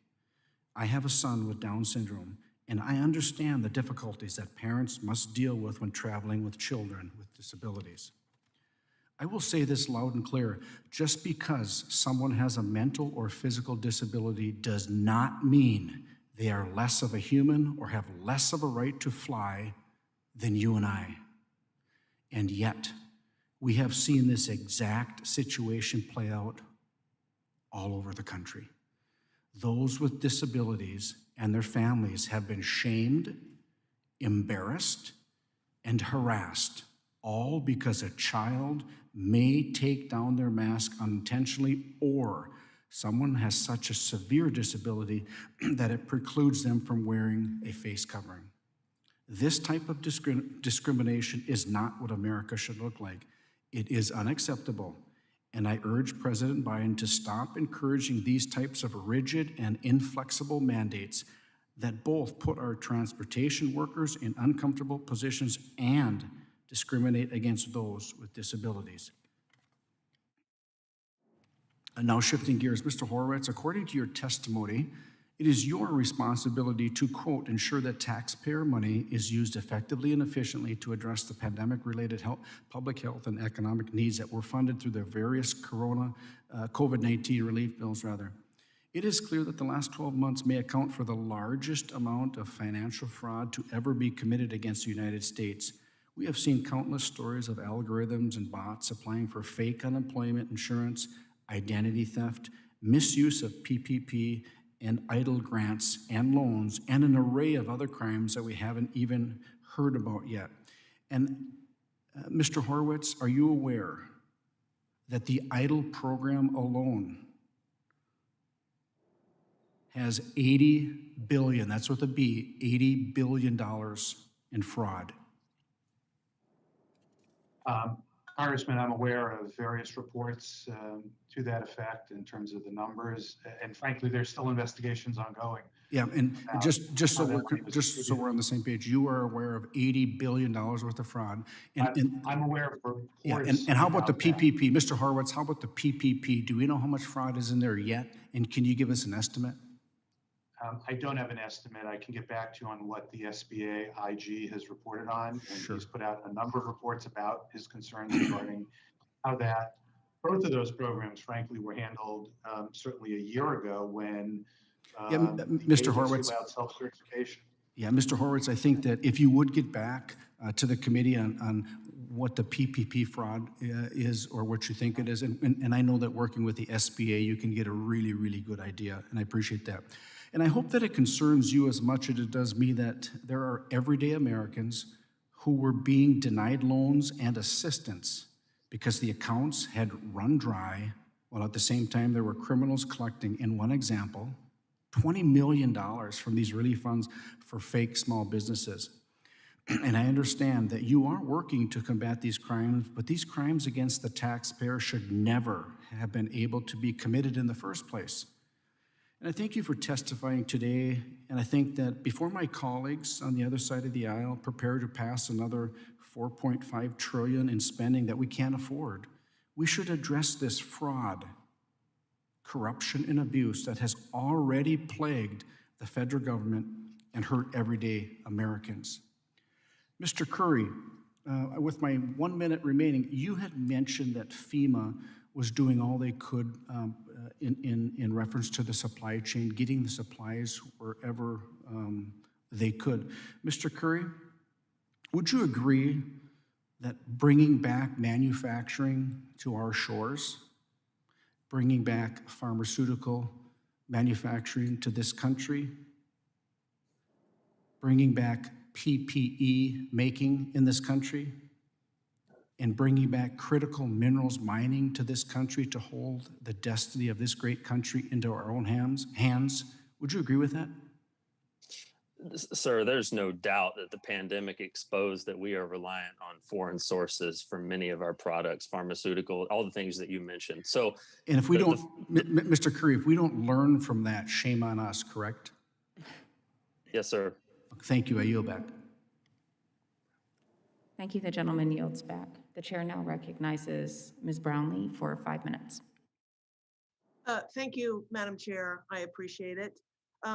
My first question is to Mr. Horowitz, and just in general, do you feel like you have enough resources in general to appropriately oversee fraud and abuse? So, Congresswoman, I think we've been certainly very appreciative in the community about the support we've gotten from Congress. But frankly, several IGs have noted the challenge they have in overseeing billions of dollars in spending in their agency compared to what they've gotten in terms of additional relief. I know DHS OIG is one of the IGs that have mentioned this problem, and Mr. Izzard could speak to that about, I think, getting a few $1 million to oversee tens of billions of dollars has been a challenge, for example, for DHS OIG. And I know some other IGs have also raised that concern. We've demonstrated as IGs, as a track record, that we return multiples of investments in our efforts because of the wrongdoings that we find, the efficiencies we find. And so investment in IGs have proven over our 40-year history to be very good investments for the taxpayers. I couldn't agree. I couldn't agree with you more. And Mr. Izzard, if you have anything to add to that. Oh, yes, ma'am. Thank you. I agree 100% with Mr. Horowitz and appreciate his response. The department received, I believe it was over $40 billion to assist with our CARES from the CARES Act, and our OIG received about $3 million for oversight work. And so we have found it at times challenging. However, we forged ahead. And I believe we've been successful in our efforts, and certainly leveraging our relationships and partnerships, for example, with the PRAC, which is a relationship that we thoroughly appreciate, as well as the other OIGs in the community. So also funeral assistance is a new one, a newer one, where there was tens of billions of dollars allocated to support that. And we've not gotten any supplemental for that. However, we have moved ahead. We actually have a project ongoing now to address funeral assistance. So I think with more, we certainly can do more. But notwithstanding, we're going to continue to forge ahead and do everything we can to address the challenges that the pandemic has brought with it. Thank you, sir. And I just wanted to say to you, I know that you personally are not responsible for Homeland Security, priorities, and particularly around FEMA, but I was concerned in your response to another question with regards to FEMA's readiness in terms of extreme weather conditions. I mean, I think we all have to look ahead and know that that's coming. I'm from California. There's no question that our fire season has started very early. I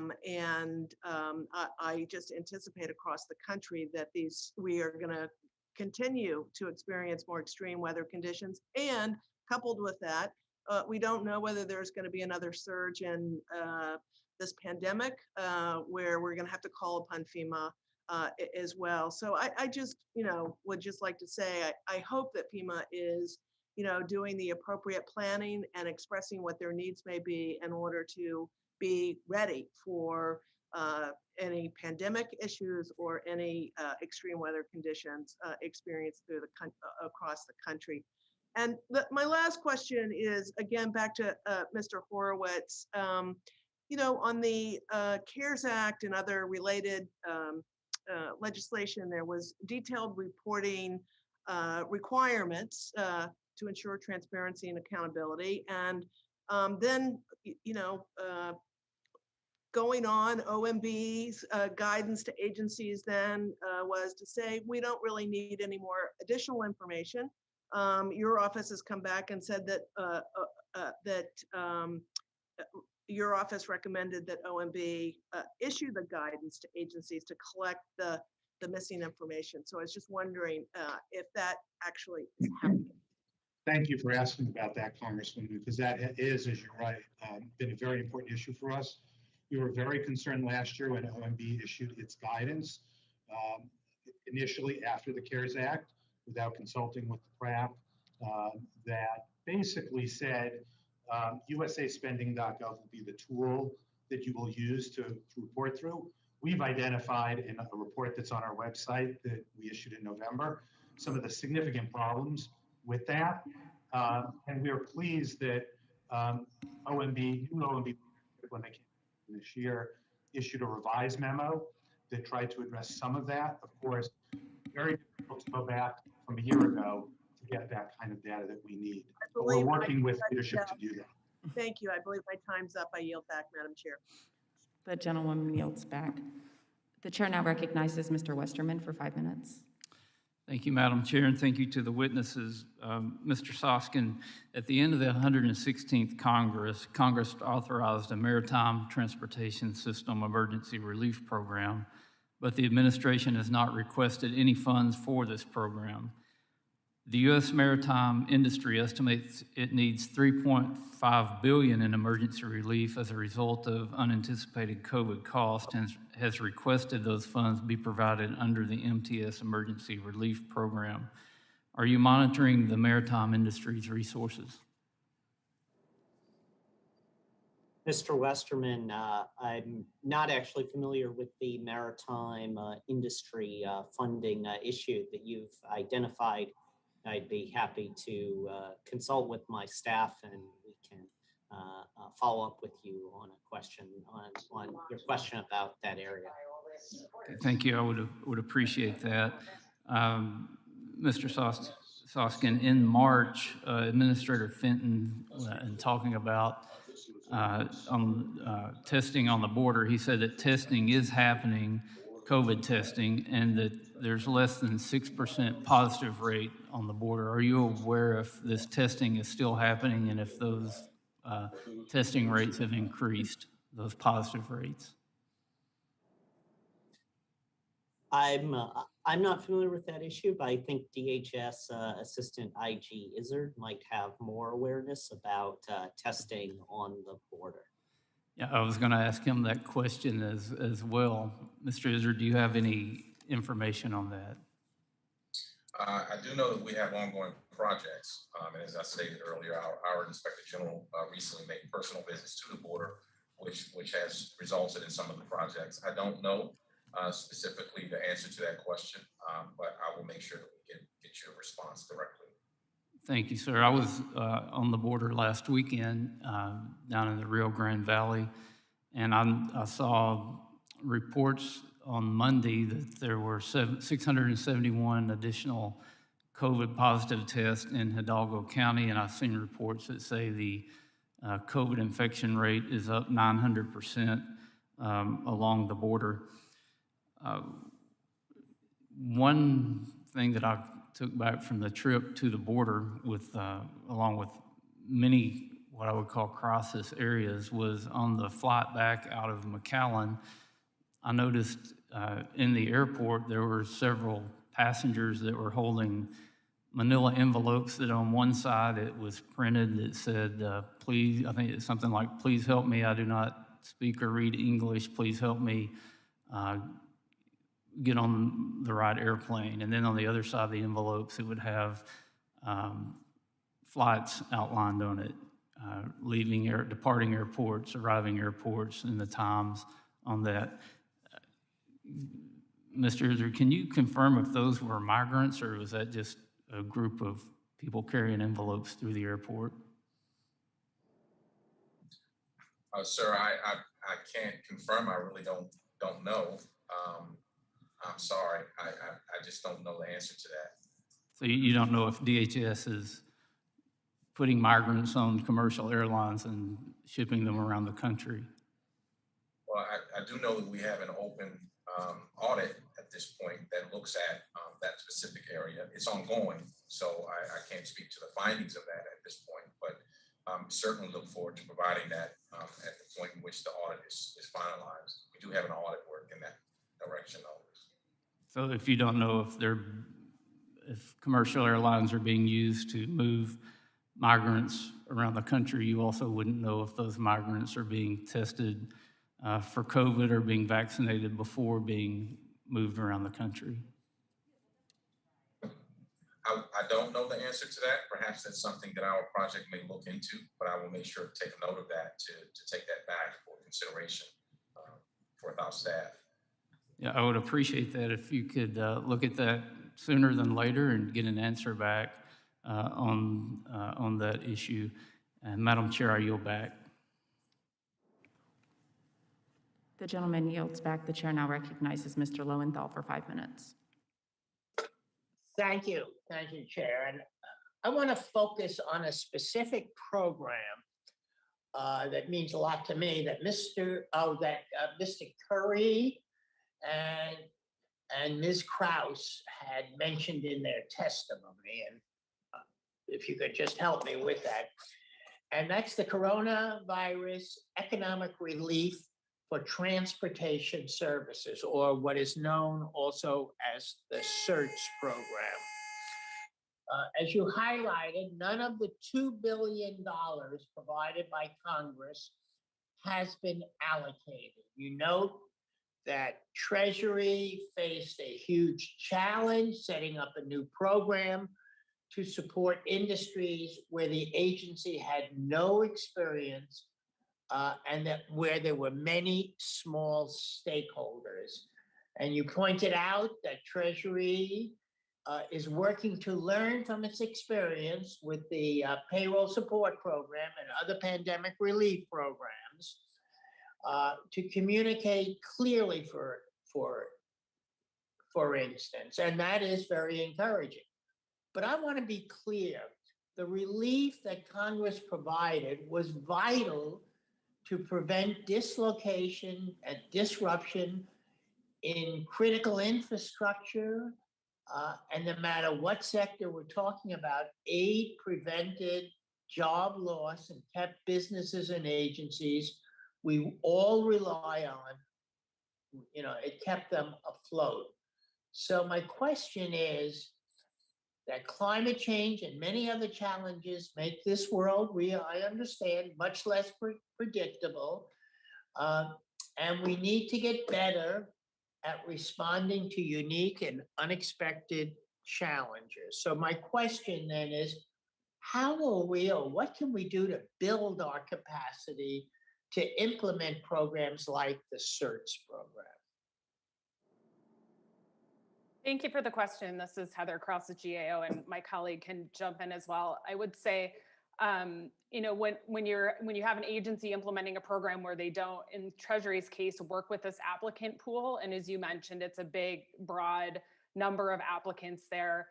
It's really important that they work closely with the other federal agencies that may have, information or knowledge of those industries. So in this case, we're in the process of looking at the CERTS program. We know that Treasury has reached out to DOT and has worked with them to figure out, as well as the Coast Guard, to figure out how to determine eligibility for this program.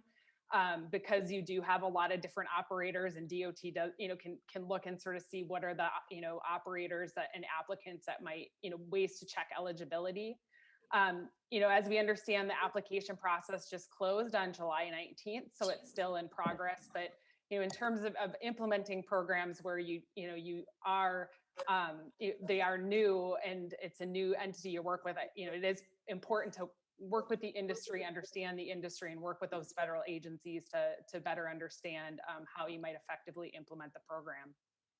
Is that what we've learned? If this was another crisis occurred, what have we learned to expedite that process now? I mean, I think it is really encouraging those agencies to work together up front, clearly communicating to industries sort of the status of the timelines and what they're doing. Those are the types of things that we certainly learned and expectations for the program and sort of the timing of when it'll roll out. Those types of communications are really important in these scenarios. Thank you. I'm also wondering whether the question can also be answered by, let me just see who that was. I think that was Mr. Curry. You also mentioned yes, sir. the program. How do you think, what can we do to build our capacity to implement programs in the future when there's a crisis that comes up, like the CERTS program, which is all new? Yes, sir. Ms. Kraus is definitely an expert on the search program, but I cover our work on disaster response and recovery. And one of the biggest themes that we see in the preparedness side is that often gaps in capabilities at the local level or in different industries have been identified through prior exercises and assessments.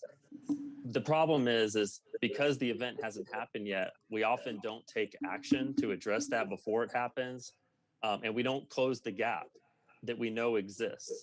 And I think some of that is just latency and especially with the pandemic of disbelief and thinking that it's actually going to happen. Thank you, Mr. And Curry. that's a key theme. Thank you. The gentleman's time has expired.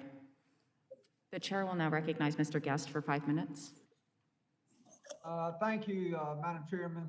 Mr. Horowitz, within the federal government's natural disaster recovery framework, the EDA serves as a coordinating agency for the economic recovery support function on behalf of the Department of Commerce. Congress has appropriated $1.5 billion for EDA's Economic Adjustment Assistance Program in the CARES Act, and more recently, $3 billion in EAA funding in the American Rescue Plan. 25% of that funding is dedicated to addressing employment and gross productivity losses in the travel, tourism, and outdoor recreation industry. As an agency that received $3.5 million in fiscal year 2021 appropriations, how is the Pandemic Response Accountability Committee working with the EDA to ensure that this large appropriation amount that has been distributed during the pandemic is being distributed with transparency and reducing waste, fraud, and abuse? So Congressman, what we've been doing at the Pandemic Response Accountability Committee is working with the IGs who oversee the specific agencies and the specific programs to coordinate and make sure that we've got the right resources and tools to take those steps and do that oversight. And I can follow up with the IG to see what kind of work they've been doing with regard to that specific program. And let me follow up on your written testimony. You talk about the fraud task force that as of July of this year, the 28 agents have been assigned to that task force. Can you talk a little bit about the work that the task force is doing? Absolutely. So one of the things that became clear early on in the work we've been doing from a law enforcement standpoint, and the IG community has a number of law enforcement agencies, is that, first of all, several of the programs and several of the IGs were facing extraordinary requests and resource needs to deal with some of the fraud that they were dealing with. SBA IG, Department of Labor IG being at the front of that line. In addition, what we found was that the fraud wasn't necessarily isolated and the wrongdoing wasn't necessarily isolated to a specific program, but rather cut across programs. And so we needed to be coordinated with each other to share the learnings we were seeing. And then finally, we needed to make sure that what we were doing with that information, as we saw wrongdoing and fraud, was interacting with the other parts of the IG community that handle these issues, like auditors, and making sure that we were taking steps to go back and try and prevent further fraud and detect further fraud. So we were coordinating to do all of those things. And you also talk about the fact about the adoption of the subpoena policy and how that has contributed in efforts to stop large-scale fraud that we are seeing in the pandemic response programs. Can you talk a little bit about the effect that the subpoena policy has had on what your agency is doing? Yes, and certainly appreciate Congress giving us that authority in the CARES Act last year. We've put in place the subpoena authority that we've been given. IGs generally have documentary subpoena authority. They don't, though, have, for almost all of them, testimonial subpoena authority. Just saying this inside, the House passed a bill that would, in fact, give IGs that authority. It's pending in the Senate. We hope it'll get passed.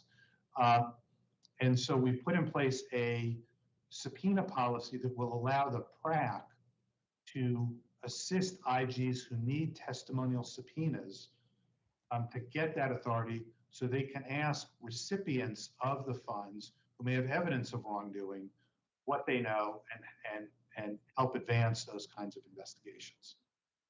And last question, Mr. is a question for you. Several of your recent reports regarding FEMA look at challenges that occurred during Hurricane Harvey, Hurricane Sandy, and other large disasters. As we are once again approaching hurricane season, and as Mississippi is one of those states that is typically in the bullseye of approaching hurricanes, what can Congress do to fix some of these ongoing issues as a result to reimbursement, backlogs, contract controls, and delayed processes? Well, thank you for that question. As you stated, we have a number of projects that we have done with regard to Hurricanes Harvey, Irma, and Maria, and we learned a lot from those, and we anticipate that we're going to learn a lot as we move forward. So I think as we continue to perform our work, we will just continue to allow that work to inform the work that we've done in the past to inform where we go from here. So we appreciate all the support that Congress has provided so far, and we look forward to continuing to work in that regard. Thank you. The gentleman's time has expired. The chair now recognizes Mr. Carbajal for 5 minutes. Thank you. Mr. Curry, the Government Accountability Office, GAO, reported that some states had difficulty accessing the various federal programs available to pay for PPE and testing supplies throughout the COVID-19 pandemic. My office heard directly from local leaders on this issue, and many were confused about the reimbursement and cost share responsibility. In times of crisis, I was disappointed in the lack of clarity from the federal government and the bureaucratic red tape we had to navigate to get the needed resources in the hands of the American people, including my constituents. What has FEMA done to remedy this situation so that in future emergencies, medical personnel around the country can get the equipment they need in a timely, efficient manner? Thank you, sir. I think I mentioned earlier that one of our first recommendations in this area was early on in the pandemic was FEMA and its partners to clarify with the states and local governments how it was providing supplies, when and where and why. Across 50 states, multiple territories, multiple tribes, all of which had disaster declarations, that was a little messy up front. I think they've made a lot of progress since then. But as I mentioned when Ms. Titus asked about this, my concern is that was, the needs have decreased significantly over the last 6 months or so for PPE. If that need was to explode again in the coming months, I would hope that what they've done to address some of these issues would fix some of those early problems. But at this point, I don't know. Thank you, Mr. Curry. In light of the votes schedule that have been called, I have two other questions, but I'm going to submit them for the record. With that, Mr. Chairman, I yield back. Thank you. The gentleman yields back. For the information of all members and witnesses, we have a long vote series on the floor and are going to go into recess. We will reconvene as soon as possible after the last floor vote, and we will come back to the first panel of witnesses. The committee stands in recess.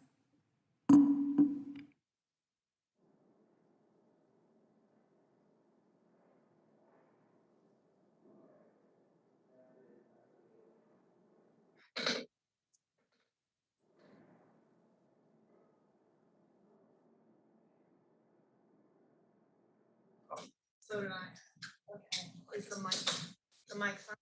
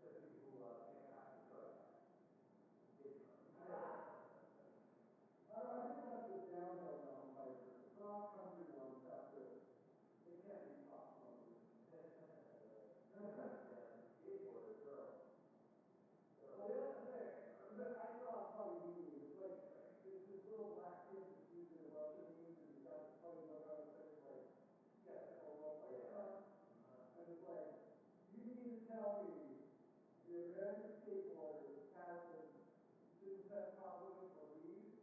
Something like that. Yeah, right there. Yeah. Come on. But yeah, and then also the men's cross country mountain biking, we didn't have, you know, some of them, I don't know, we didn't finish even in the top 10. Really? The Euros dominated it total. And that was 100% invented here. And America used to dominate it in the early days, and now it's not. Yeah. But one of the guys in the men who was like, actually, they thought he might take the whole thing, he had just ridden in the Swiss Franc. Wow. And even won a stage. He was a Dutch guy. But then he totally fucking did it over the handlebars on a drop. Ooh, drop. Yeah. He just told, I mean, it was nasty. Ooh. He totally, yeah, went over the bars and did it. And did win, but, but it's British. It's young British guys now. What are you going to go to see all that good stuff? Well, I didn't see any of it as it was happening. That's hard, you know. I saw it on YouTube. You can't see any of this stuff while it's happening. Well, yeah. I saw it like they do what they give you. Yeah. Whatever sales you're not going to see on. That's impossible with those crashes. Yeah. Well, like the men's mountain biking, it lasted an hour and a half, and the best I could find was a 5-minute summary on YouTube. Yeah. There you go. Okay. I think that's just mountain biking was that day.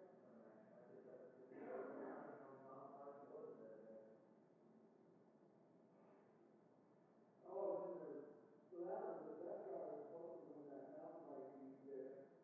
And then this Dutch in the women's road bike race. Yeah. This Dutch woman thought she had won it, but she crossed the line, and it turned out somebody else was way ahead of her, and she never knew it, and crossed, and had like totally beat her. Oh, really? Yeah. Oh, man, so she started the whole time, she thought, I'm the first place, Yeah. She kept even kind of took it easy at times, because she thought she was so far ahead, because nobody was behind her. Yeah. But somebody in front of her. Yeah. That didn't work out at all. She was on the Dutch. Yeah, the Dutch have had a really bad time with cycling. Yeah. Maybe she should have maybe. Well, yeah. Maybe on the stage.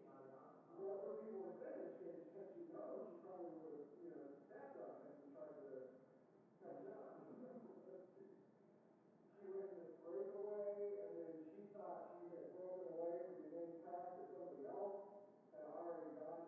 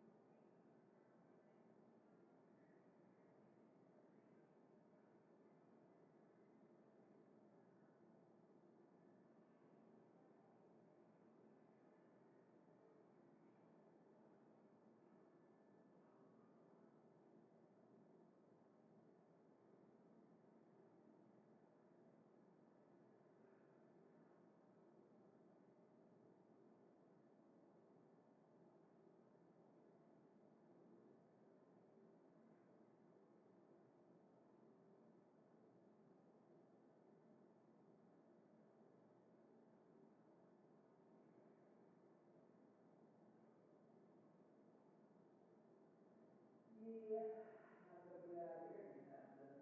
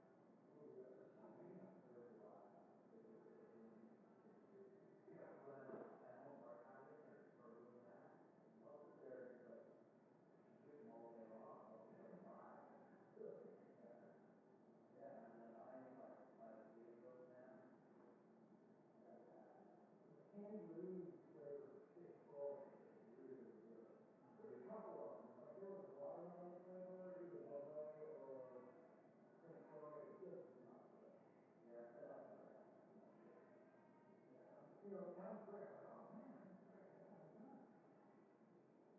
It's like, no, it is really fun. Yeah, it is fun, there's no, it's grand, like every store has their own product. What kind of music drink? The Waterloo, American English. I like the Baja, the 888. It's like a can with like red on the bottom, blue on the top.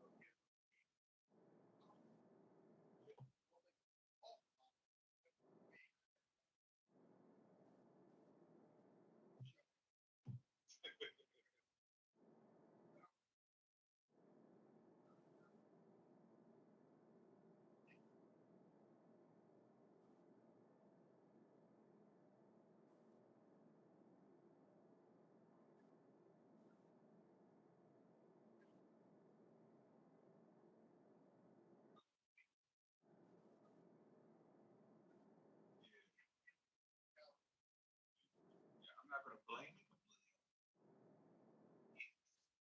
gotta have breakfast, lunch, and dinner, and then me and my wife just take lazy like McDonald's on this day,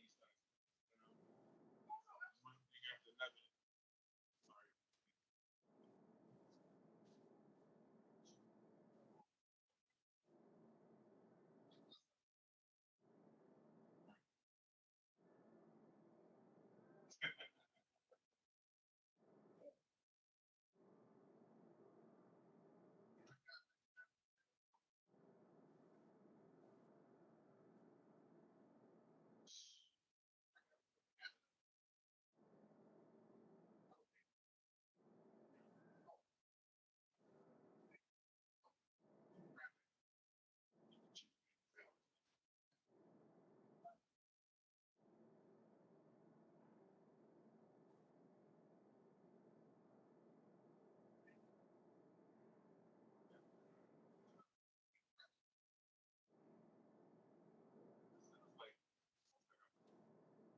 Don't have one back.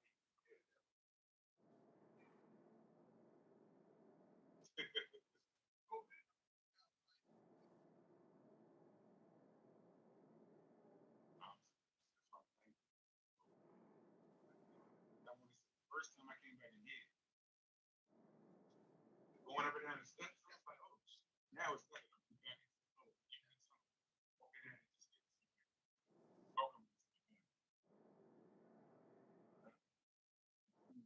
Exercise. Actually, more important than exercise. Don't matter if you're working hard.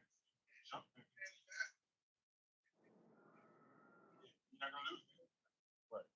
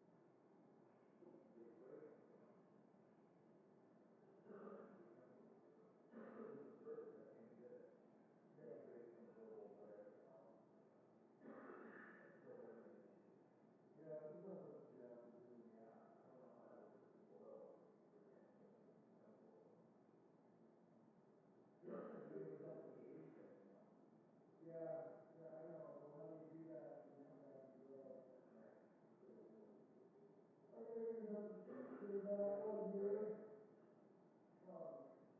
They did that one and then they planted grasses this spring. And it looked really good until it got real hot in July and the whole thing died. Really? Yeah, and that's why you have to plant in fall. If they planted in the spring, it was still too new and that heat came and it killed the whole one. They had to pump and redo it. Okay, well, yeah, I had seen some fire, but I'm just getting for the fall. Yeah, let it ready.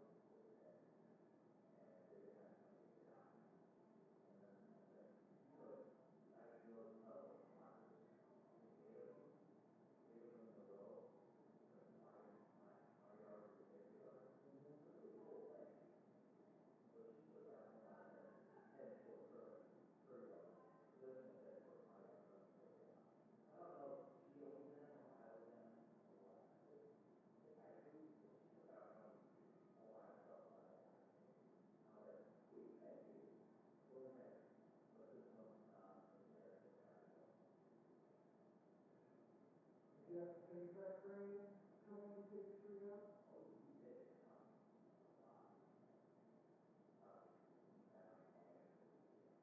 Whoa. Yeah, that crane is huge. And it was what kind of so the little poplar, massive, absolutely massive. One of them is 7,000 without any access to it. You know, when you go to the backyard. Yeah. Yeah. With that jump into it right next to the house.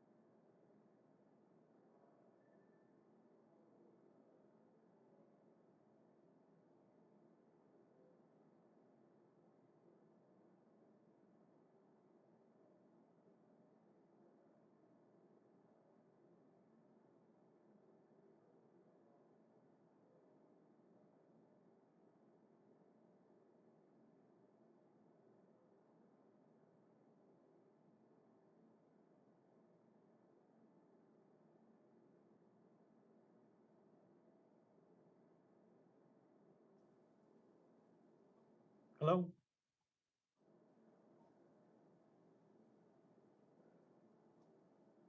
Hello, Michael Boskin here. Yeah, hi, this is Juan Ortiz. Just checking in to see if we're still on schedule. I'm the slice ID, I'm a witness. And so we're both in the same spot. All right, sounds good. I guess we have they're voting on something that's what's keeping you from going back. This is Grace Napolitano.